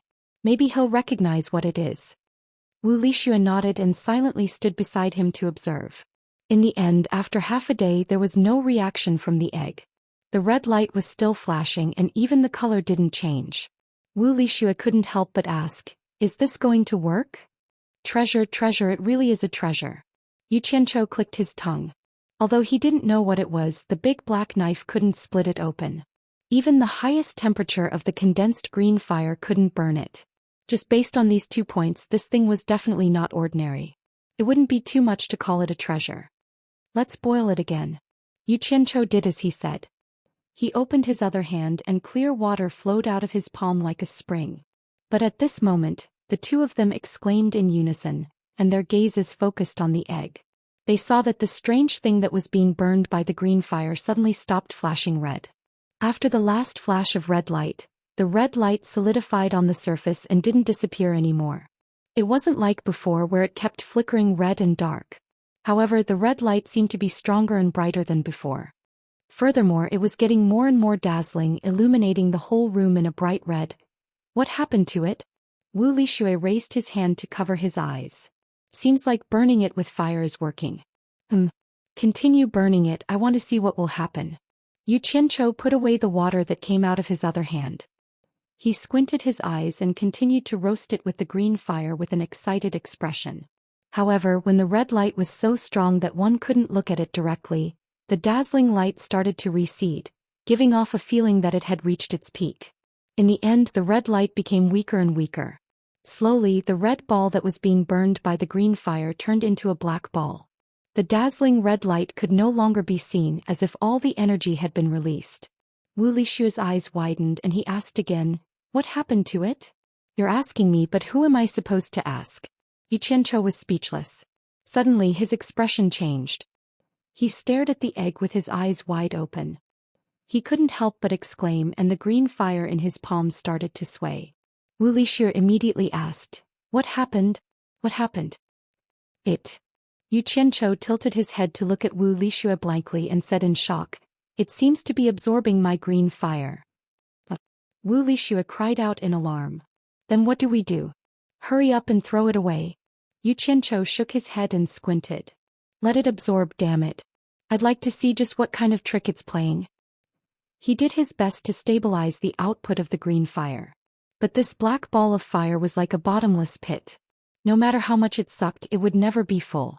It consumed most of the green fire elemental energy stored in Yu Qianchou's body, but it was still absorbing. The green fire elemental energy in his body probably wasn't enough. Yu Qianchou was wondering if he should take this thing to Twilight Valley's lair of green fire to see just how long it could absorb and what it would become. Suddenly, the black fellow's absorption speed increased, and the green fire before him was visibly being devoured. Alarmed, Yu Qianchou clenched his teeth and tried to pour out all the green fire in his body, but the black fellow seemed rather sensible. It knew that Yu Qianchou didn't have much left and was embarrassed to ask for more, so it suddenly stopped absorbing. Damn, this fellow really knows how to play with people. Yu Qianchou was speechless. After a while there was still no reaction, so he used the green fire in his palm to roast it a few more times, but there really was no reaction. Had it been full? Yu Qianchou suspiciously withdrew the green fire back into his body and stared motionlessly at the black fellow. Wuxia looked at the black egg and then back at him. Seeing the rich variety of expressions on his face, she didn't know what was going on that outsiders didn't know. She wanted to ask what was going on, but when she saw Qin Chongqing's unwavering gaze, she was afraid of disturbing him. After a long while, the two of them glanced at each other in confusion, wondering just what they had been doing all this time. The black egg was completely motionless. Outside, night had fallen and the sky was filled with stars. Another day had passed. What do we do? Yu Qianchou no longer had any temper with the black egg and didn't want to continue tormenting it, so he began to consult Wuxia. Wuxia took the black egg back and looked it up and down. Except that it no longer glowed, there was no difference from before. She turned her head and asked, "Don't you want to boil it with water?" Yu Qianchou's expression twitched. He estimated that there would be no reaction even if he boiled it with water, so he didn't want to waste time. He looked out of the window and said with a smile, "Now it's dark. Let's get down to business. We'll talk about it later." After saying that, he held Wuxia up, causing the latter to exclaim. The two of them went to bed happily. As soon as they turned over the big quilt, Yu Qianchou's complaining voice came. "My dear lady, didn't you just put it aside? Why did you suddenly appear out of nowhere and bring it up again? Give it to me." A big foot stretched out from under the quilt and kicked Haydn out. Then it kicked Haydn directly to the bottom of the bed and made him roll around. There was a lot of movement on the bed. The passionate love disturbed the tranquility of the night. The sun was rising and it just bloomed with golden light on the distant horizon. Yu Qianchou was sleeping in the quilt, but he was woken up by someone. He opened his sleepy eyelids and saw Wuxia staring at him, so he closed his eyes without hesitation and waved his arms to push Wuxia, who was supporting her upper body, down to sleep with him. Unexpectedly, Wuxia hurriedly pushed him awake again. She pointed outside the bed and said in surprise, "Look, look." Yu Qianchou didn't know what she wanted him to look at. Suddenly he heard the sound of something rolling on the floor. He opened his eyes wide and looked back. He saw the black egg that was thrown to the ground yesterday was rolling on the ground alone. Chapter 667. What does that mean? Yu Qianchou was a little dumbfounded. This thing that couldn't be cut open by the peerless sword and couldn't be burned by the green flame actually moved by itself. What the hell is going on? He was dumbfounded, but Wuxia, who was behind him, quickly put on his clothes and said excitedly, "Let me see what's wrong." Climbing over Yu Qianchou, he didn't even have time to put on his shoes and socks. Barefooted, he got off the bed and ran over. That black egg rolled here and there. Seeing that it was about to roll into the hole that Yu Qianchou dug on the floor, Wuxia bent down and picked it up. His big eyes were filled with curiosity as he stared at the egg without blinking. Holding it in his hands and shaking it, he put it to his ear to listen. Suddenly, he let out a cry and looked at Yu Qianchou in surprise. "Yu Qianchou, there's really something moving inside." Yu Qianchou revealed an idiotic expression and asked foolishly, "What's moving?" "I don't know." Wuxia looked at the black egg in his hands and asked, "Don't you think it looks like an egg? Do I need you to remind me? Not only does it look like an egg, but it also looks like a dinosaur egg." Yu Qianchou sat up on the bed and rubbed his chin as he imagined the scene of a Tyrannosaurus Rex hatching from the egg and him taking it for a ride everywhere. But after thinking about it, he felt that it wasn't right. A dinosaur egg shouldn't be so tough that he couldn't open it no matter how hard he tried, right? Without any hesitation he put on his clothes and jumped off the bed. He reached out and said, "Let me see." Wuxia handed the egg to him. Who knew that when he held it in his hands his expression changed. He saw that the egg that was still quietly in Wuxia's arms immediately started to shake the moment it was in his hands. The egg shook violently and even Yu Qianzhou's arms started to shake. Wuxia was confused, but Yu Qianzhou was dumbfounded. He didn't know what it meant either. Beep beep beep. The entire room was filled with the sound of hurried rioting. Yu Qianzhou's face was flushed red. He used all his strength to hold on to the egg, and the man and the egg began to compete with each other. The egg in his hand reminded him of the pile drivers from his previous life. It was the kind of rapid vibration. In the end, Yu Qianzhou's whole body shook along with the egg in his hand. He held his breath and said, "You're so strong. I can't hold it anymore." *CK. Heidan was directly thrown out by him. It hit the wall with a ping sound and then hit the ground with a bang sound, rolling around. The strange thing was, as soon as the thing left Yu Qianzhou's hand, the do-do-do vibrating sound disappeared. The black egg rolled on the ground and stopped moving. Yu Qianzhou was dumbfounded again. He said in astonishment, "*CKU. Can't be so strange, right? Is there really something wrong with my character?" Wuxia looked at the black egg and then looked at Yu Qianzhou. She couldn't help but laugh. Why was it fine in her hand but it was haunted when it was in his hand? She held back her laughter and tentatively walked to the black egg to hold it. Sure enough, it was fine. Yu Qianzhou's face darkened. Wuxia only took a glance at it and immediately burst into laughter. She laughed so hard that she rocked back and forth with joy. Girl, if you dare to laugh again, I will strip your clothes and spank you." Yu Qianzhou threatened with a hazy face. I won't laugh. Wuxia smiled and shook her head again and again. Suddenly her smile froze on her face. She slowly looked down at her hand and said, "Yu Qian, come and have a look. Seems that there are many cracks on it." "Really?" Yu Qianzhou's face was suspicious, but then it turned into curiosity. He said excitedly, "Where? Let me have a look." His two outstretched hands just touched the egg and then he retracted them. He smiled embarrassedly. "You hold it. This broken thing is not right with me." The two of them looked at each other's heads and carefully observed the surface of the black egg. If they didn't look carefully, they really couldn't find that there were crisscrossed and very regular tiny cracks on the surface of the black egg. The distance between the cracks was almost the same as the size of the square, as if this egg was put together by many pieces. Yu Qianzhou couldn't help but reach out to touch the surface. He said with a tut-tut, "It's really a crack. Is this thing really an egg? Is there something hatching in it?" Suddenly there was a beep sound again. Yu Qianzhou quickly retracted his hand that was touching it. As expected, it verified the rule that he couldn't touch it.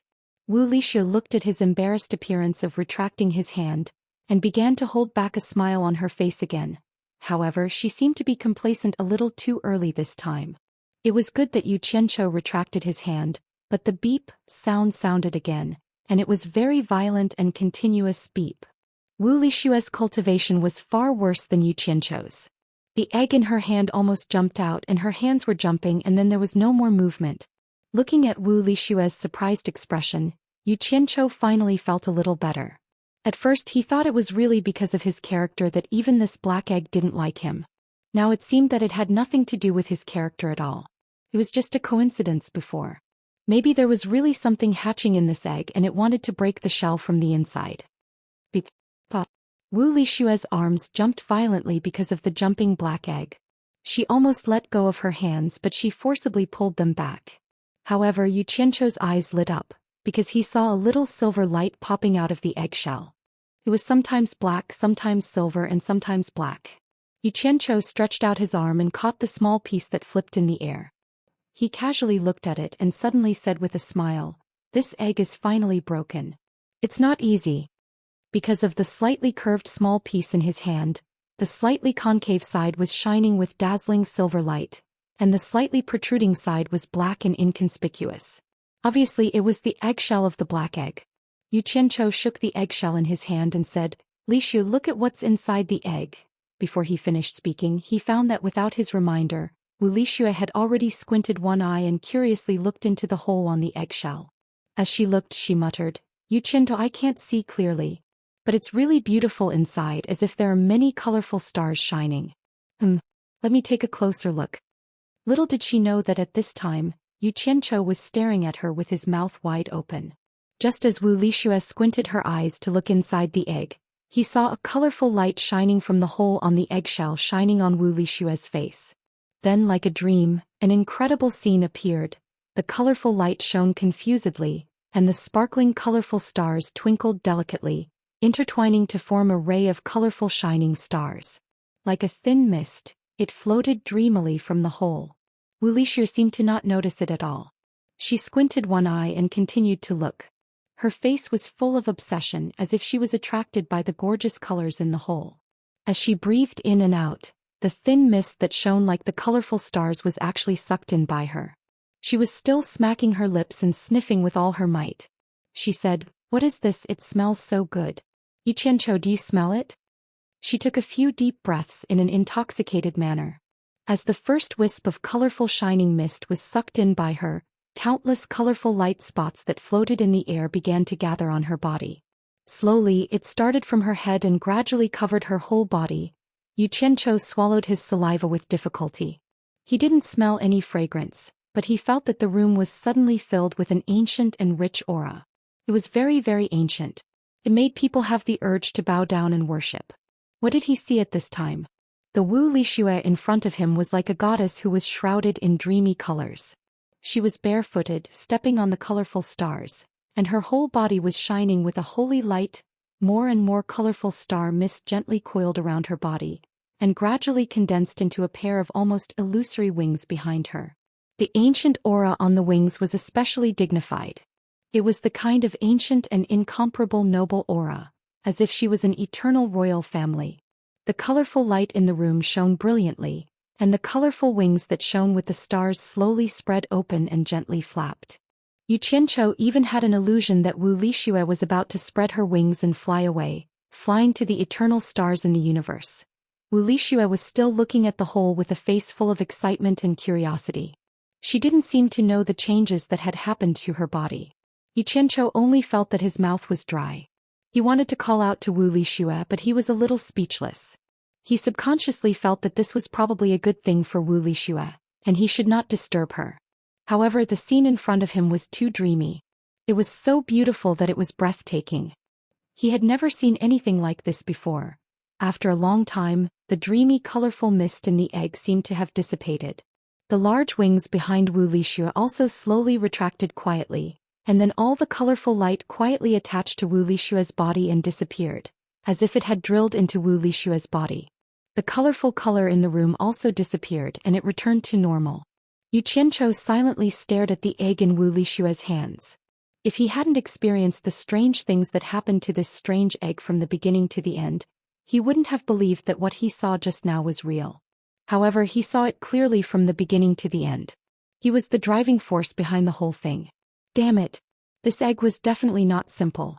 Yuqiancho looked at Wuxia, who was still holding the egg and looking at it from the hole with her eyes, and he didn't know whether to laugh or cry.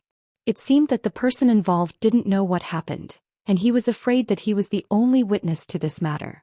This girl might have encountered some kind of fortuitous encounter.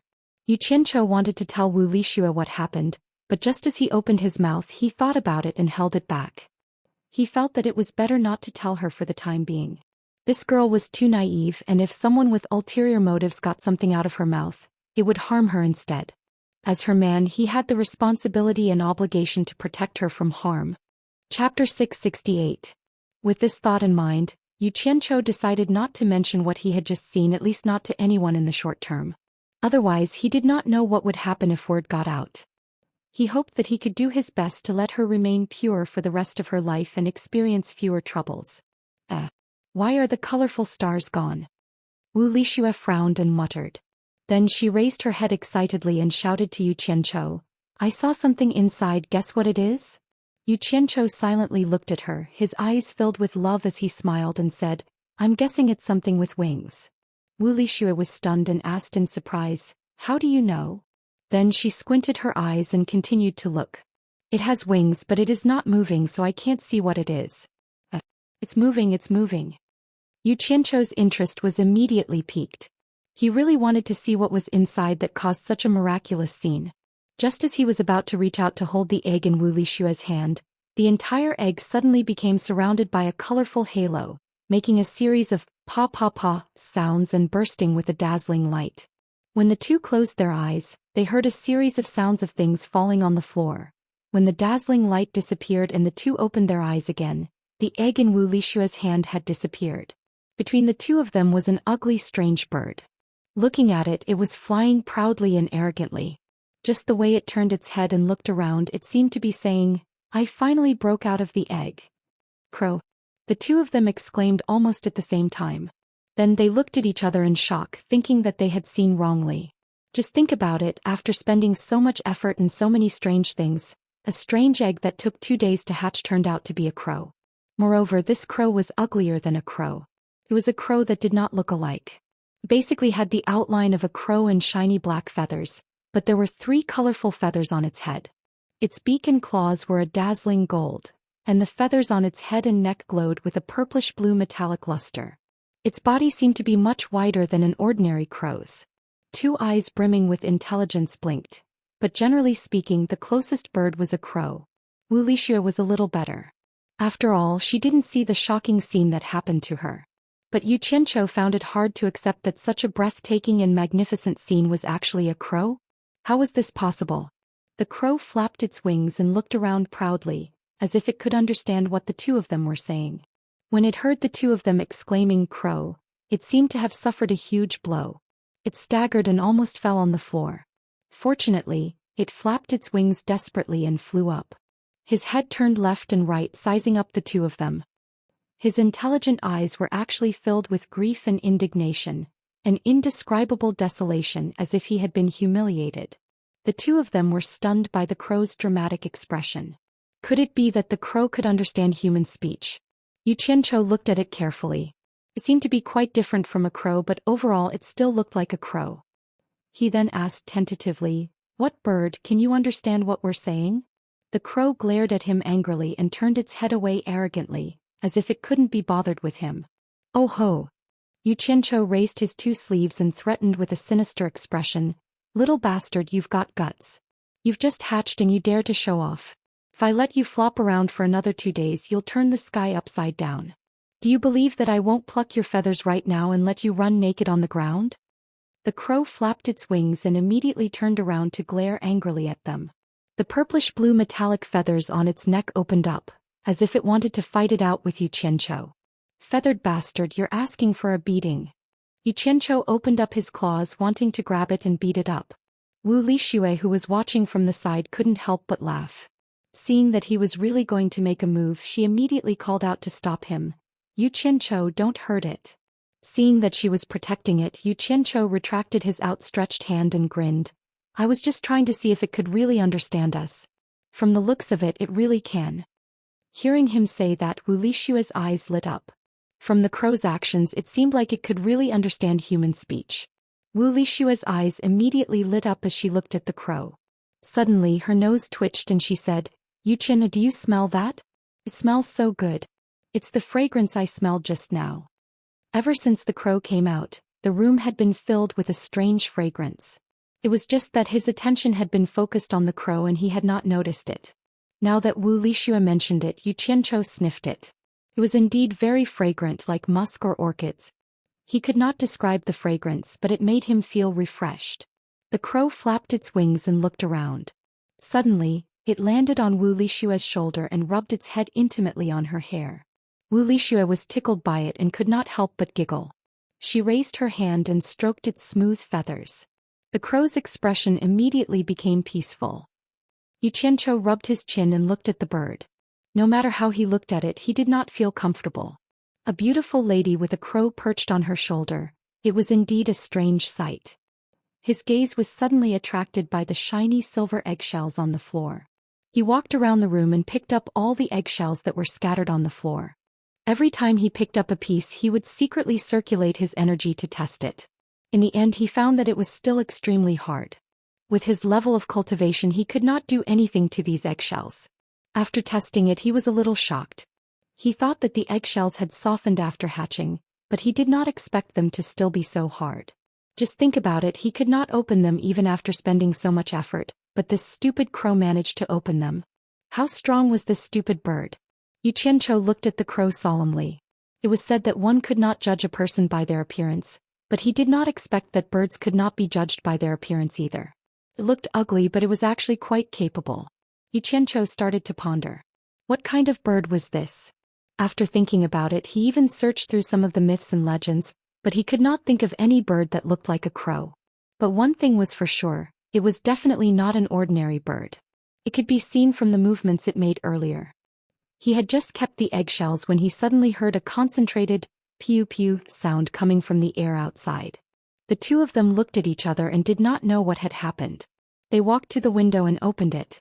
They saw countless different kinds of birds circling in the sky, and there were more and more of them coming from afar. What's the meaning of this? Xianxia was puzzled.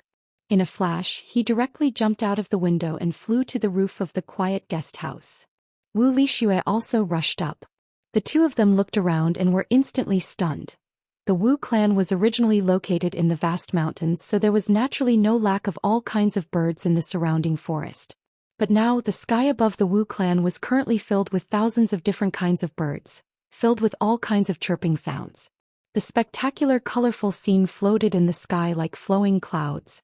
At this moment not only the two of them but the entire Wu clan had also come out. They all stared at the sky in astonishment, not knowing what had happened. The cultivators of the various sects on Hat Island were also looking at the Wu clan from afar, and all of them were amazed.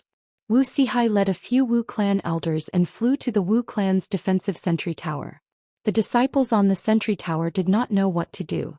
Their duty was to stop people who trespassed into the Wu clan, but there was no such thing as stopping birds that trespassed into the Wu clan. Seeing that the clan head had arrived, they immediately asked the clan head if they should drive them away. Wuxia looked around and looked into the distance. He saw that there was a continuous flow of all kinds of birds coming from the dense forest, forming a trend that covered the sky and the sun.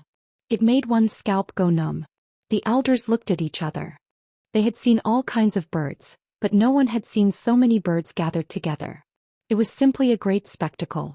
Wuxia looked at the densest flock of birds in the sky. He did not know what attracted them there, and they were circling below the quiet guest house.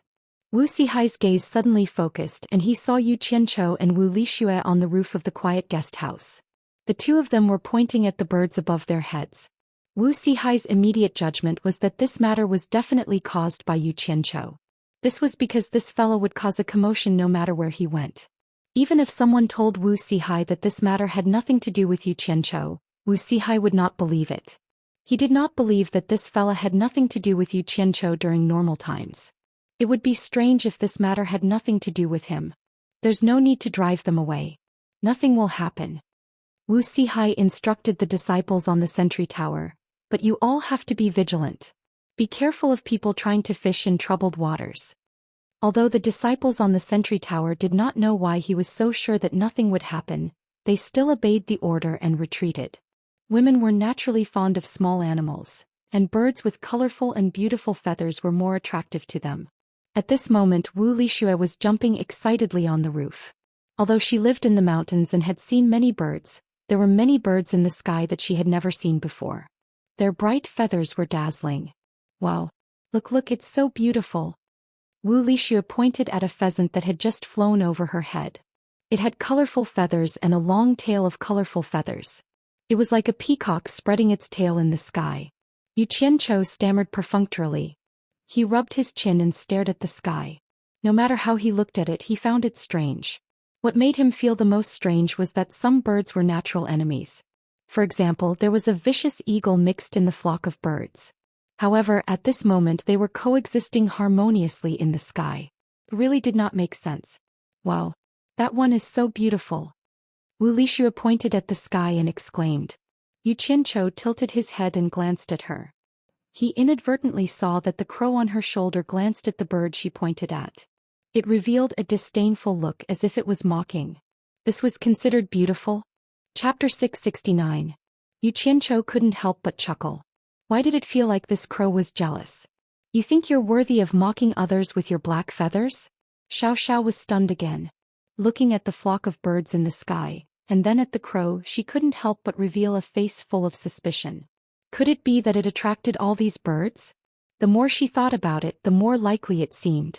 The scene of the crow's birth was too eye-catching. It probably wasn't impossible for it to attract tens of thousands of birds. Otherwise, it wouldn't make sense for a flock of birds to come and congratulate it the moment it appeared. Looking at the various birds chirping happily overhead, it seemed like they were here to celebrate. I say, crow, think of a way to make them disperse. It's too rude to block others from sunbathing. Yu Qianqiu said tentatively. In the end, when the crow heard this, it shook on Wu Lixue's shoulder and staggered, almost losing its balance. It glared angrily at Yu Qianqiu, seeming to be very disgusted by someone calling it a crow. Wu Lixue turned around and asked in surprise, "You said it can disperse the flock of birds in the sky?" Yu Qianqiu shrugged, indicating that he couldn't be sure. The crow seemed to be very unhappy with Wu Lixue's belittling of its abilities. Its originally disdainful eyes suddenly became bright and spirited. It stared at the flock of birds in the sky, its body faintly glowing with vibrant colors. Yu Qianqiu was slightly surprised. The crow was still the same crow, but he suddenly felt that its aura was different. Such a small fellow actually had a domineering aura.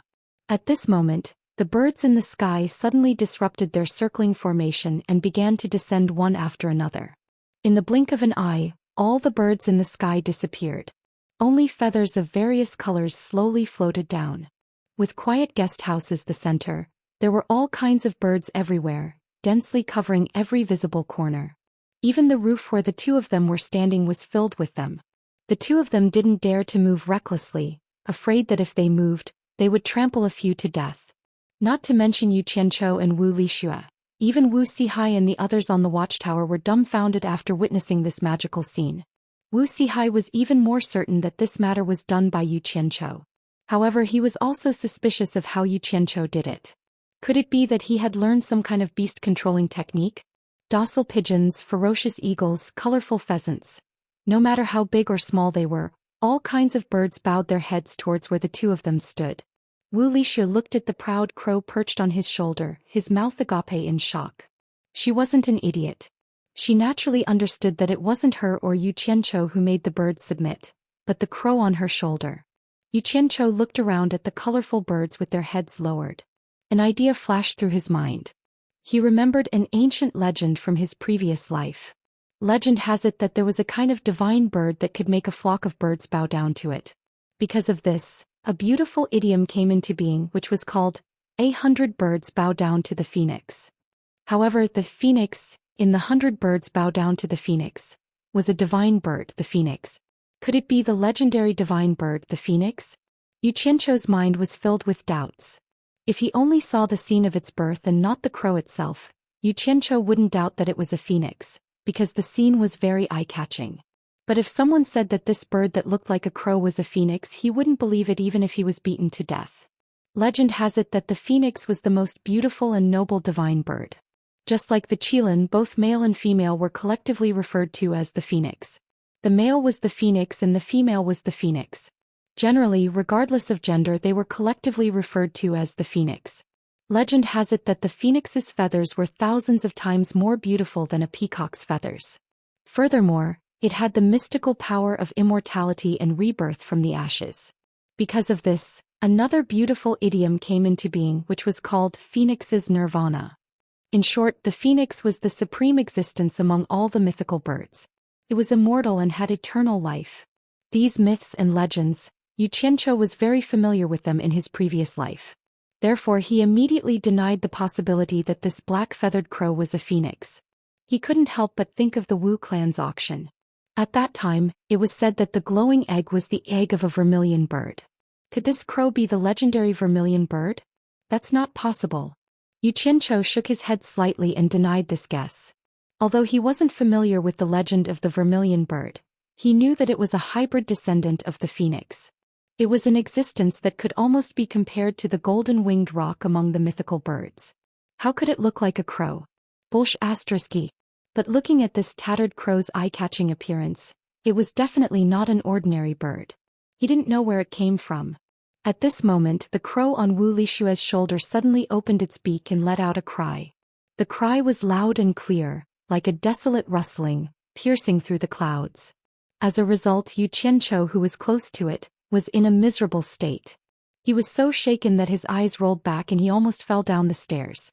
In his daze, he felt a hand supporting him. He subconsciously felt that it was Wu Lixue who had lent him a hand. Yu Qianqiu, what happened to you? Amidst the anxious cries, Yu Qianqiu shook his head and gradually woke up. However, his ears were still buzzing. He squeezed out a smile with a pale face and shook his head at Wu Lixue, indicating that he was fine. Looking around, the flock of birds had already disappeared, leaving only colorful feathers on the ground. In the distance, there was a dense group of flying figures escaping into the forest. Then he looked at the crow on Wu Lishue's shoulder. It was staring at him with a mocking gaze as if it was a punishment for him calling it a crow. Yu Qianqiu's expression twitched. It was really hard to believe that this little guy would scare people the moment he opened his mouth. It was really amazing with a single brilliant feat. The power seemed to be almost on par with Bai Chongqun's cold snort. Or maybe it was the result of him standing too close. If he hadn't seen it with his own eyes, he wouldn't have imagined that the sound that almost knocked him unconscious was the result of this stupid crow's cry. Then he saw Wu Lixue holding his arm with a worried expression, but it seemed like she was completely fine. Yu Qianqiu immediately glared at the crow angrily. This was definitely revenge. Otherwise, how could Wu Lixue, whose cultivation was lower than his, be completely fine while he was almost knocked unconscious? Yu Qianqiu and the crow on Wu Lishue's shoulder looked at each other. The former's eyes were filled with anger, while the latter's eyes were filled with ridicule. Little did they know that Wu Sihai and the others in the sentry tower in the distance were staring at them in shock. The crow's cry had driven away all the birds, immediately attracting their attention. Based on their experience, they could immediately tell that the crow on Wu Lishue's shoulder was not an ordinary crow. At the very least, it was not an ordinary crow. It might even be a legendary spirit beast that was in existence comparable to a soul formation cultivator. Could it be a spirit beast that Yu Qianqiu gave to Shui Er? Wu Sihai was overjoyed and immediately confirmed his guess. This was because he naturally knew whether Wu Lixue had a spirit beast or not.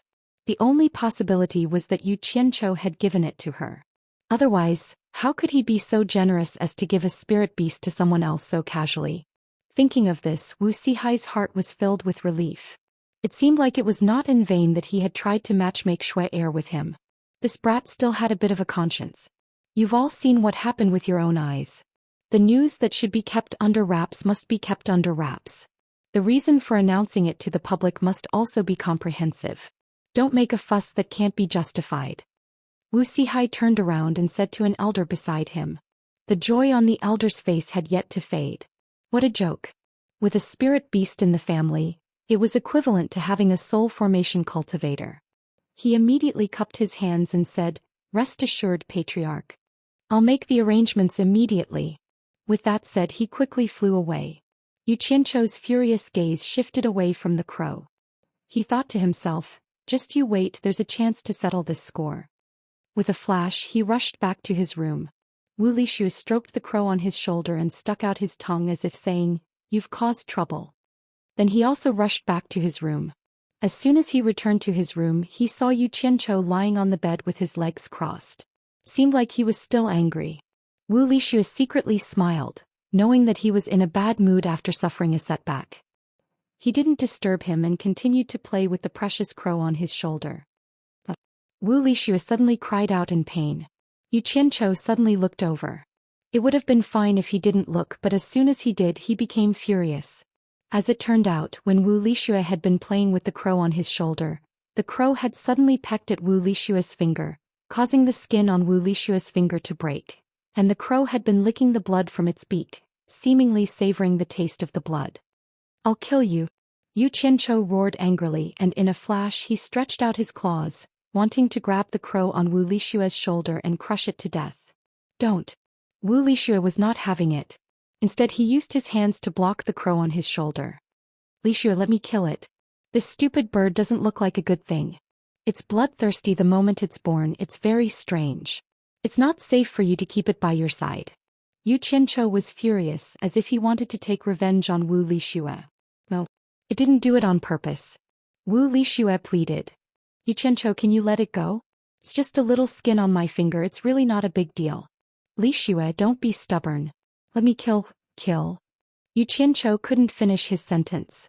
The crow on Wu Lixue's shoulder had closed its eyes that were filled with intelligence, and the 3 colorful feathers on its head were actually emitting a faint rainbow glow. What was it doing? Wu Lixue also noticed this strange phenomenon, and both of them were stunned. There were too many miraculous things about this crow, and it was beyond their imagination. Yu Qianzhou's anger disappeared just like that. His finger slowly scratched his chin, and he thought to himself, could it be that this stupid bird is evolving? Not long after, the crow's eyes suddenly opened, and it stared at Yu Qianzhou with a piercing gaze. With a clear and melodious voice, it shouted. What did you call me? How dare you call this god a stupid bird? The 2 of them almost fainted when they heard it. Yu Qianzhou's face was filled with disbelief. He pointed at it and stammered. You were the one who spoke just now? The crow shook its head in anger. That's nothing. This god was born to understand any language. Anything that can speak in this world, as long as it offers a drop of blood for this god to extract, this god will be able to learn their language in no time. But don't misunderstand, this god is incomparably noble. I won't extract just anyone's blood. For example, your blood is not worthy for this god to extract. The person it was looking down on was naturally Yu Qianzhou. Chapter 670. However, Yu Qianzhou did not seem to mind its words of disdain, instead staring at it suspiciously, sizing it up. The crow snorted coquettishly. What's wrong? Dumbfounded. You've never seen a bird that can talk like this god, right? Wu Lixue was dumbfounded, her hands covering her mouth in shock. Yu Qianzhou raised an eyebrow, his gaze sweeping across the crow's chest and between its legs. Suddenly he asked weakly, from your voice it sounds like a woman's voice, are you a female? Shameless fellow. The crow's voice was filled with humiliation, its wings covering its chest, looking like a woman who had discovered that she was being peeped on by a man. Yu Qianzhou laughed evilly, waving his hands. Don't worry, even if you're a female, I'm not interested in birds. A whole body of black fur, there's nothing much to look at. The crow immediately buried its head into Wu Lixue's ear, saying, Shui-er, you have to control your man. It called me Shui-er? Wu Lixue felt like she was dreaming, looking at the wound on her finger, she was speechless. You really act like a woman. Yu Qianzhou circled around Wu Lixue twice, but he was actually looking at the bashful bird. He clicked his tongue and said, if I hadn't seen the scene of your birth, I would have thought that Brother Ba was mimicking you. But there's nothing strange about that. What has this great master not seen before, let alone a talking crow like you? This great master has even seen a talking dragon. The crow's head suddenly lifted up, looking at Yu Qianzhou curiously. You've seen a dragon? Is there a dragon here? That can't be.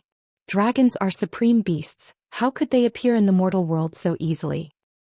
This great master can say anything, but I don't know how to lie. Do you think I'll lie to a crow like you?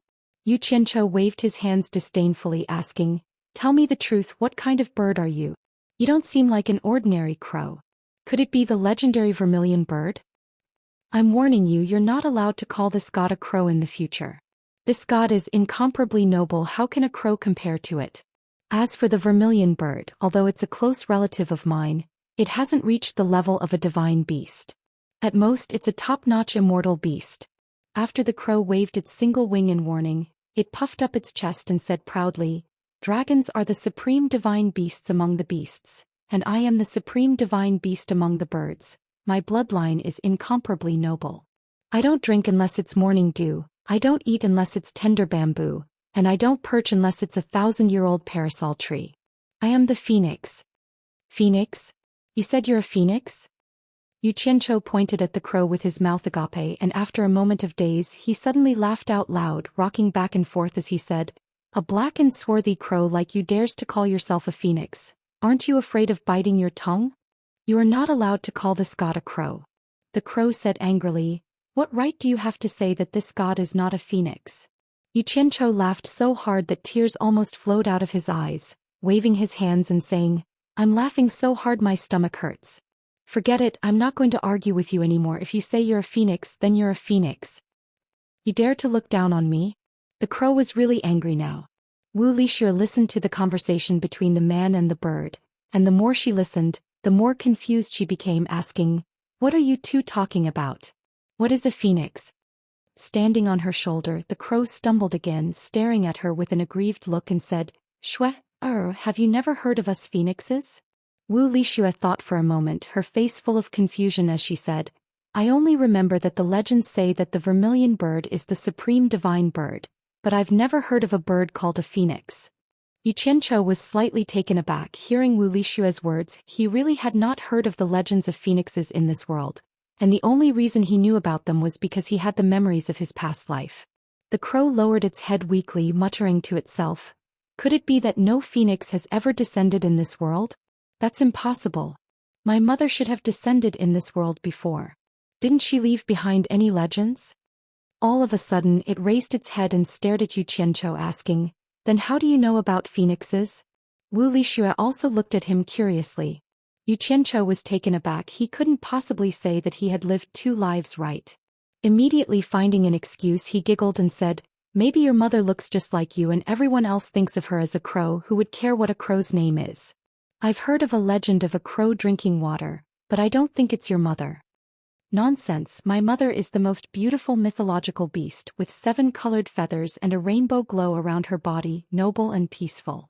Anyone can tell that she is extraordinary with one look, and as long as someone has seen her before with just one look, no one can forget her. She's much prettier than I am."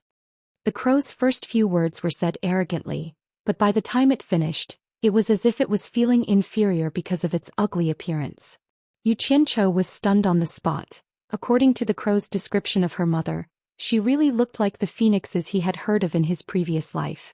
But thinking about it, he snorted coldly, "Who are you trying to fool? When your mother gave birth to you, you were in the egg. How could you have seen your mother?" Wu Lixue nodded in agreement with Yu Qianzhou's words, saying to the crow, "Don't lie. There's nothing wrong with being a crow. I won't look down on you." The crow immediately fell onto Wu Lixue's neck, weakly getting up and explaining, "Our phoenix race, the reason why our bloodline is so noble is because we are born with the bloodline of our parents and we are immortal. That's why we are noble.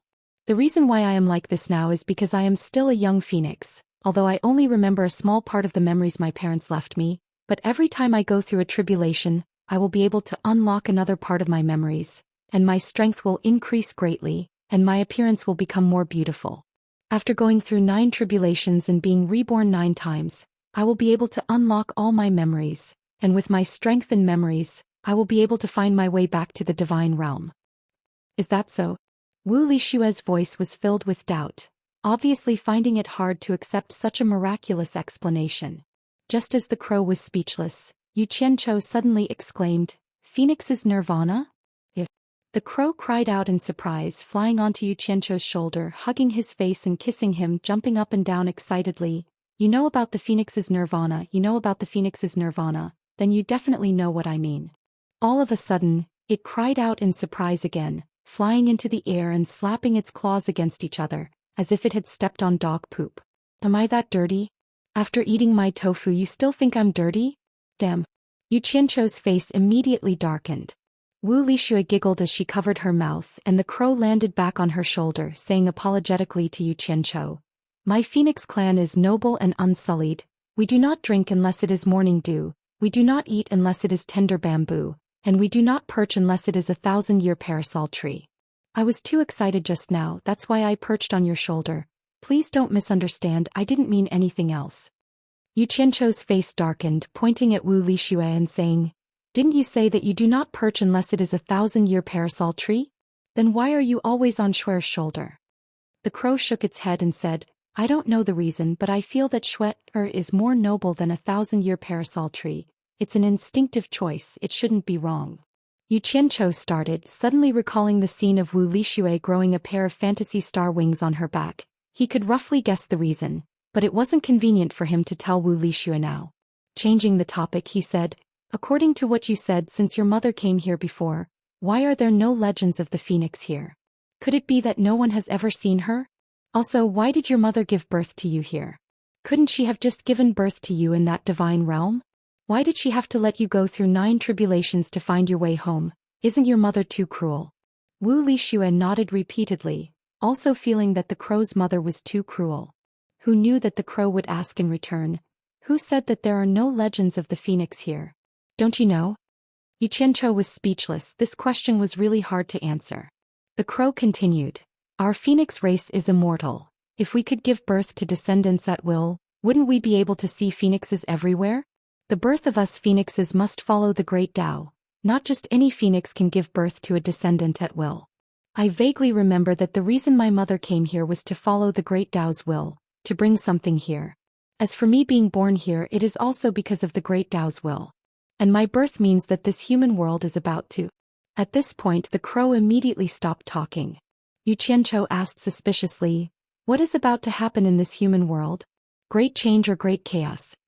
The crow choked for a moment, then shook its head and said, I can't say that revealing the heavenly secrets will result in a terrible fate. Bullshit heavenly secrets. Yu Qianzhou rolled his eyes. In truth, he didn't believe in such things at all. He only believed in his own hard work. Suddenly, he seemed to have thought of something and his eyes lit up as he asked, do you remember what treasure your mother brought with her? The crow shook its head and said, I don't know, I just have this impression. Yu Qianzhou was very interested in that divine realm treasure, but who knew that this crow didn't know about it? He couldn't help but feel a little disappointed. Looking at the crow with waning interest, he shook his head and said, Phoenix? I didn't think that a young phoenix would look like a crow. After some understanding, he basically believed that this crow was a phoenix. If you call me crow again, I won't give shui or face. I'll teach you a lesson. The crow said angrily. Yu Qianzhou snorted coldly and said, teach me a lesson? But just you? Even if you're a phoenix, you're just a little phoenix that hasn't grown up yet and looks like a crow. You actually dared to shout at me. If I knew you were so heartless, I would have let you stay in the egg. I wouldn't have bothered to hatch you. This time the crow didn't get angry, instead asking curiously, you hatched me? How did you hatch me out of this world? For us phoenixes to break out of our eggs, we have to go through 9 days and 9 nights of intense fire, and even if the fire is small it won't do. This can be considered as our first tribulation. Did you use fire to burn me for 9 days and 9 nights? How did you know this secret? Chapter 671. Do I need 9 days and 9 nights to hatch a broken egg like you? You think too highly of yourself. Yu Qianzhou said disdainfully, and with a flick of his finger, a green flame appeared. Yu Qianzhou said expressionlessly, 1 day is enough. He was trying to save face now, so he made it sound easy. But when he was messing around, it was not as easy as he said. Wah! The green flame of the 3 true fire. The crow cried out in surprise, flapping its wings and flying around the green flame on Yu Qianzhou's fingertip. Yu Qianzhou asked curiously, you recognize the 3 true fire as well? Although it looked like a crow, it was still a phoenix's descendant and had good taste. The crow nodded excitedly as it flew, saying, of course I recognize it. We phoenixes are naturally good at controlling fire. How could we not recognize the 3 true fire? As if to prove that it could control fire as it flew, its black feathers suddenly glowed red, and in an instant, its entire body was covered in red flames. It flew around the room nimbly, the red flames supporting it like soft wings. At first glance it really looked like a fire phoenix. Such a beautiful scene naturally attracted Wu Lixue's attention, and her eyes lit up. Yu Qianzhou saw that Wu Lixue liked it and wanted to please her. The green flame disappeared from his fingertip, and with a flick of his palm, a red flame appeared, instantly forming a lifelike fire phoenix. Yu Qianzhou waved his hand lightly and the fire phoenix flapped its wings, catching up to the crow and flying alongside it. Wah! The crow cried out in surprise again, retracting the flames on its body and landing on Wu Lixue's shoulder. It stared at Yu Qianzhou in surprise and said, so you are also proficient in the art of controlling fire. It's just a little trick. Yu Qianzhou said modestly. He glanced at Wu Lixue, who was following the fire phoenix. He spread out his palm and a green flame appeared. It instantly turned into a vivid and lifelike fire phoenix. It chased after the red phoenix. So beautiful. Wu Lixue couldn't help but praise. Yu Qianzhou chuckled and said, there's more. A black flame appeared in his palm, instantly forming a lifelike black fire phoenix. It flapped its wings and flew into the air, joining the flying team. 3 different colored fire phoenixes happily chased each other in the room. Wow! The crow cried out again, "The black flame of the three true fire. There's even a purple one. What about the purple flame of the three true flames? I want to see, I want to see." "What are you looking at? There's nothing left." Xianxia waved his hand and 3 fire phoenixes flew over, collided with his body and disappeared. "I want to see it. I want to see it. Let me see your purple fire phoenix. I beg you." Crow's pleading was futile and she hugged Wu Lishua's neck, begging, "Shue, help me beg your man. I want to see the purple flame phoenix." Wu Lishua obviously wanted to see it as well, and her eyes revealed a pleading look as she looked at Yu Qianqiu. Yu Qianqiu shrugged his shoulders helplessly and said, "I've never seen a purple flame myself, where would I get one to show you?" He then turned to Crow and chuckled, "Little Phoenix, do you know where to find purple flames?" This was the question he really wanted to ask. There should be purple flames in every realm, right? It's the source of power that supports every realm and its power is very great. On the other hand, the green fire and black fire on your body shouldn't be flames of this world. Strange, how did you get your hands on them? The crow recalled and said. Yu Qianqiu waved his hand impatiently and said, "Don't tell me these useless things, just tell me where I can find them." "How would I know? I'm not familiar with this place," Crow said with some grievance. Yu Qianqiu immediately rolled his eyes at him, turning to look at Wu Lishua solemnly as if he wanted to say something. Wu Lishua was a little nervous under his gaze and asked, "What is it?" "Lishua, I hope you can keep it secret." Yu Qianqiu pointed at Crow and said, "If anyone asks you anything about it, just say you don't know. You can push it to me and say I gave it to you." Wu Lishua was taken aback and asked, "I can't tell anyone? Do you want to hide it from my grandfather, parents and brother?" Yu Qianqiu nodded, then shook his head and said, "It's not that I want to hide it from them, it's just that now isn't the time to tell them. For your safety, don't tell them for now, it's actually for their own good." "I understand, I promise I won't tell anyone." Wu Lishua promised solemnly. Yu Qianqiu smiled happily, then stared at Crow, his face darkening, and said, "And you, if you don't want to get into trouble, it's best not to speak carelessly." "I understand, it's hard to predict a person's heart," Crow said happily. "Besides, do you think a noble phoenix like me is someone that anyone can make me open my mouth to speak?" Spirit Fong Valley was surrounded by 3 countries and the weather was pleasant. It was verdant and lush throughout the 4 seasons, and there were many unknown flowers blooming in the mountains. Once the Allure Beauty and Yanyu arrived, they fell in love with the environment. The 2 of them strolled along the mountain path to Spirit Fong Valley, and the ordinary people who came and went looking for medicine all looked at them with amazement. The Allure Beauty and Yanyu had already changed into ordinary clothes. Otherwise, with their attire, especially the Allure Beauty's faintly discernible style, it would really be shocking. Even so, it still could not cover up the beauty of the ordinary people. As the 2 of them walked, from time to time they could see the ordinary people who took the initiative to dig stones from the mountains to mend the road, and on the stone tablets on both sides of the road were engraved some words of gratitude to Spirit Fong Valley.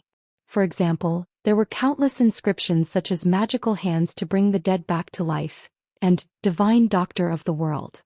These were all done by the ordinary people in order to thank Spirit Fong Valley, and no one forced them. However, what the 2 women did not know was that if Lu Yanqing had not always done good to the ordinary people, Spirit Fong Valley would have long been razed to the ground under Bai Chongqun's anger. Whether she could keep her own life was still a problem, and Bai Chongqun did not care whether she was the world's most beautiful woman or not. To the 2 women, to be able to receive the sincere respect of so many people in their lives, what else could they ask for? As women, the 2 of them had struggled in the cultivation world for so many years, and now they felt that this was the life they should pursue. The scene in front of them made the 2 women extremely envious of Lu Yanqing. Especially Yanyu, she had long been tired of the life in the cornucopia brothel. The peace and tranquility here made her feel like she was reborn. However, they also knew that Lu Yanqing could not be disturbed by others here, and it was also related to her background in high cultivation. If it were the 2 of them, they were afraid that it would be difficult to achieve their wishes. After the 2 women returned to the valley that was filled with the fragrance of medicine all year round, they saw the Spirit Fong Valley disciples were treating the ordinary people in the continuous abode that practiced medicine to help the people. The 2 of them looked at each other and nodded, then rolled up their sleeves and went in to help. The Spirit Fong Valley disciples knew that the 2 of them were the guests of the Valley Master, so they did not dare to trouble them and repeatedly declined. The two of them did not stand on ceremony. They first picked what they could help, chopped wood to boil water, and poured tea to quench the thirst of the ordinary people who came from afar. As a result, they received a sincere gratitude from the people who came to seek medical treatment. This kind of treatment was something the two of them had never received before. Apart from working more and more energetically, they could not help but secretly thank Xianxia for the arrangements he made for them. On the platform at the top of the medicine hut, when Lanfeng silently watched the two women who walked into the abode at the foot of the mountain. After releasing his divine sense to scan the area, a faint smile appeared on his face. It seemed that the two women arranged by Xianxia would not cause any trouble for the Spirit Fong Valley. In the shade on the right side of the platform, there was a long platform built with stone slabs. Lu Yanqing, dressed in a green robe, was personally arranging the 10 pots of blood orchids that Xianxia had given her. Behind her, the 9th brother Exen, who was in the early stage of soul formation, was staring at 3rd brother Exen with a gloomy face. After a long silence, he somewhat gritted his teeth and said, "Third brother, I asked you to serve master. How can you leave master and go play alone?" 3rd brother Exen laughed and said, "Ninth brother, don't be anxious. If it wasn't for master's permission, how would I dare to go play? Don't stare at me. If you don't believe me, you can ask master."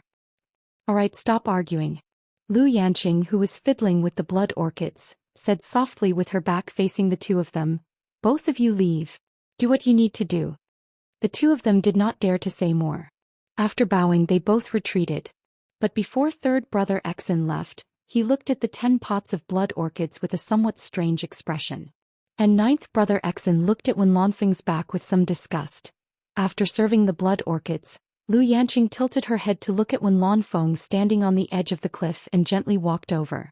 After standing side by side on the edge of the cliff, Lu Yanqing slowly took off the gauze hat on her head. Facing the rising sun, her beautiful face was suffused with a faint luster.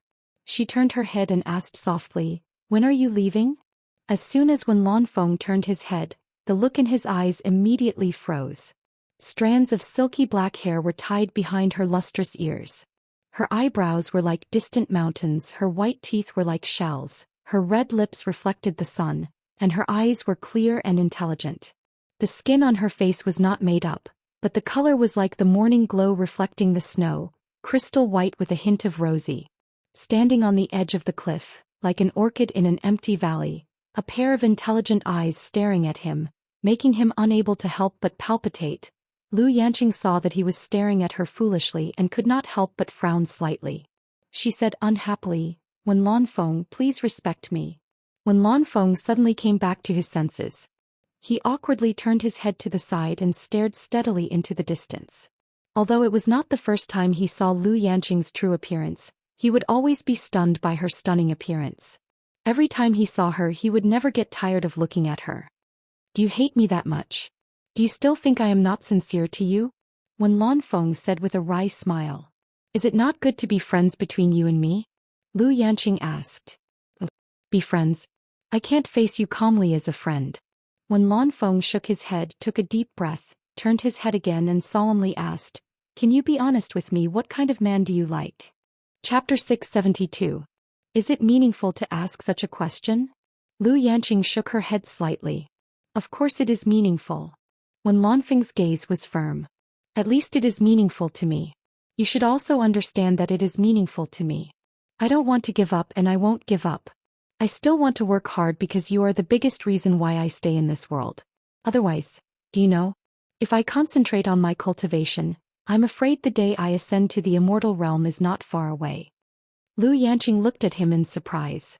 "Are you confident that you can integrate the 7 spirits into your life spirit?" Wen Lanfeng smiled bitterly. "If I can get rid of my selfish thoughts, it should be within 100 years or even less. Then I should congratulate you. The cultivation world has not had a cultivator ascend to the immortal realm for many years. You are the first person to carry on the past." Lu Yanqing smiled. "The first person to carry on the past?" Wen Lanfeng mocked himself. "You think too highly of me. Have you forgotten what the emissary of hell said? The real first person is Bai Changchun. His cultivation has long surpassed the soul formation final stage. I'm afraid that even if I ascend to the immortal realm, I will not be able to withstand a single blow from him. Lu Yanqing frowned and shook her head. Why do you have to compare yourself to him? He is different from us. He is too ambitious. What do you mean? When Lanfeng was alarmed. Are you suspecting that he has some ambition? That's why he has stayed in the human world and refused to ascend? No, don't misunderstand me. I'm not saying that he has any ambition. If he does, he doesn't need to hide it. No one in the cultivation world can stop him. He's too strong. Lu Yanqing hugged the gauze hat in her hand and sighed against the morning sun. I said he is ambitious because I feel that he is different from us. Among us, some of us fight for power and profit to be the overlord. Some of us fight for a false name on the cultivation world's ranking list. He does not care about these things at all. I once heard Nongzhu say that Bai Chongqun has been pursuing some illusory great path. Great path? When Lanfeng was surprised. What is great path? What is great path? Why haven't I heard of it before? Lu Yanqing shook her head and said, I've never heard of it. I've asked Nongzhu, but Nongzhu doesn't know what it is. I just occasionally hear similar words from Bai Chongqun's mouth, saying that it is likely to be a cultivation realm in Bai Chongqun's ideal. When Lanfeng pondered for a moment, then shook his head and said, let's not talk about him. His cultivation method is incredible. I've never heard of him using things like spirit stones. He's walking a different path from us. Maybe the path he's walking is the so-called Great Way. Those who walk different paths cannot make plans together. Even if you told us, it would be difficult for us to understand. For Bai Chongqun, what he pursued was the Great Tao, but for me, what I pursued was you. I just want to know what kind of man you like. I hope you can point out a path for me to reach the other side. Don't force me, okay? A tired look appeared on Lu Yanqing's face. I've never forced you. When Lanfeng's face also had a trace of a bleak smile as he said, but too many things have happened in the cultivation world recently. I'm inexplicably a little worried. If I don't ask you this time, I'm afraid I won't have the chance to in the future. So please forgive me for being straightforward this time. Lu Yanqing turned back to look at him in surprise, as if she did not understand why he would suddenly say such obscure words. She slowly turned back to face the mountains under the sun, paused and said, I used to secretly like many men. This sentence suddenly made Wen Lanfeng a little dumbfounded. He looked at Lu Yanqing dumbfoundedly as if he didn't know her. Lu Yanqing continued to say faintly, I've forgotten when it was. It's been too long. It seems that at that time, I hadn't been accepted by Master, or maybe I was still at the age of my first love. There are always some men who make my heart beat faster when I first see them. That feeling of shyness and admiration is really good. I was accepted by Master in a daze. After stepping into the cultivation world for a few years, I realized. Maybe it's because our spirit Fong Valley has always been practicing medicine and helping the world.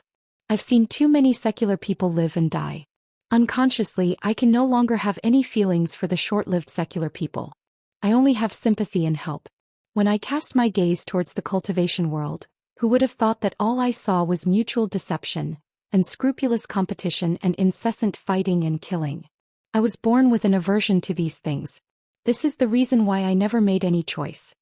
After listening to these words, when Lanfeng's dumbfounded expression finally eased, he nodded silently to show that he understood. Which woman didn't have the age of a young girl thinking of love? After a pause, he said, Is there no man in the cultivation world that you like? There was one, but it can't be described as a man that I like. It's just that his great compassion made me admire him. There's no love between a man and a woman. If I have to choose one, I'd rather choose him, Lu Yanqing said frankly. When Lanfeng's pupils suddenly shrank. He racked his brains, but with his experience he couldn't think of anyone in the cultivation world who deserved the title of great compassion. His chest rose and fell rapidly as he asked, Can you tell me who that person is? Do I know him? You know him. Lu Yanqing nodded. When Lanfeng could not suppress his excitement and asked, Who is it? You once challenged him to a duel because of my slip of the tongue. As a result, you were seriously injured by him and had to retreat for 100 years. Perhaps you and everyone else thinks I was just being perfunctory, but the fact is that I was able to say those words and I had the same idea in my mind. I couldn't help saying them and I ended up causing you trouble. Lu Yanqing's expression was very calm when she said this. It seemed that she had decided not to do anything to hide from Wen Lanfeng.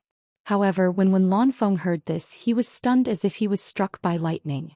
After a long time he murmured, "Bai. The person you're talking about is Bai Tongchun." Then he came to his senses and shook his head again and again. "Though this is your excuse. I have no opinion on what evaluation you used to describe Bai Chongchun, but you said that Bai Chongchun is merciful.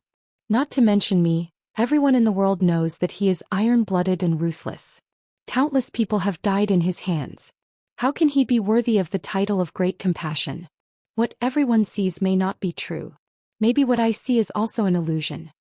Lu Yanqing was silent and said, "I just regret that I don't have Bai Chongchun's ability.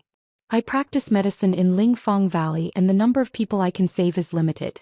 On the surface, Bai Chongchun seems to be ruthless, but in fact he has shocked the entire cultivation world. No one dares to act recklessly.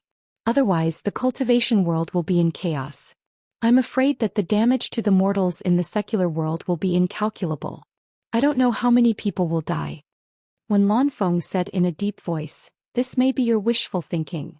Lu Yanqing smiled non-committally and continued to say, "In fact, with Bai Chongchun's cultivation, there is no need to intervene in the affairs of the cultivation world. No one dares to look down on him. And he does not want to get anything from the cultivation world. Besides, he disdains to intervene in the affairs of the cultivation world. Then why does he make a move every time the cultivation world is in a state of panic? Haven't you noticed? As long as he makes a move, the chaos in the cultivation world will immediately calm down and restore the state of mutual checks and balances. The timing of his move is very subtle. Obviously, he is not killing for the sake of killing." When Lanfeng fell into deep thought when he heard this. After a long time he slowly said, "As an outsider you can see it more clearly than us. Your words remind me of the purpose that Bai Chongchun set for the World Chamber of Commerce last time. Maybe you are right. Maybe the onlooker sees the game more clearly than the onlooker." Lu Yanqing faintly sighed and said, "So I think Bai Chongchun is merciful and compassionate. He saved the lives of the majority of the people in the world, but he is willing to bear the infamy behind his back. In fact, he does not care about the infamy behind his back. He is not the kind of person who acts for fame and profit. Compared to the people he saved, my Spirit Fong Valley can only be regarded as doing a good deed at most, but we have received the praise of the people in the world. But then again, although I admire his breadth of mind, I do not approve of his iron-blooded methods in the process of doing things. With his cultivation there is no need to kill to stop killing. He could have done it more tactfully. There is no need to kill so many people." When Lanfeng's heart was suddenly enlightened. He understood that Lu Yanqing only admired Bai Chongchun and did not really like him. But there were some things that he did not want to argue with Lu Yanqing. Although the onlooker knew some things better than the people in the game, there were also some things that he did not know. Now that he thought about it, if Bai Chongchun did not use iron-blooded methods, who in the cultivation world would be afraid of him? Relying on words to reason, who would listen to him when faced with benefits? He was afraid that Bai Chongchun would not be able to deter them even if he wanted to. In the end, more people might die. So Bai Chongchun is not the man you like. When Lanfeng had regained his calmness, he pondered and said, "But what I want to know is, what kind of man do you like? I want to look in the mirror and see how far I am." "Before answering your question, I want to ask you a question."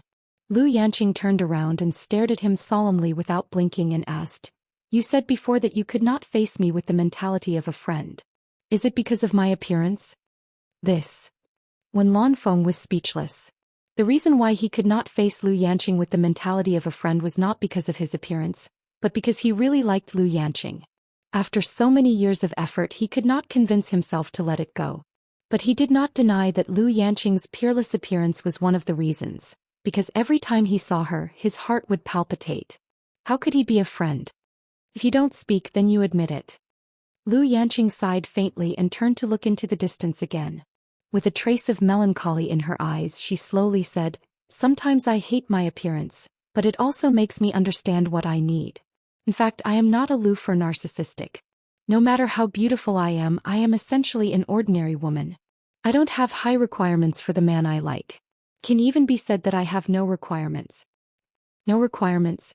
When Lanfeng could not believe it and said, "Then what are you waiting for?" Lu Yanqing smiled faintly and said, If I have to say that I have requirements, I just hope that he can treat me as an ordinary woman. He can face me calmly and let me know that I am not the so-called first beauty in the world, but an ordinary woman. I don't care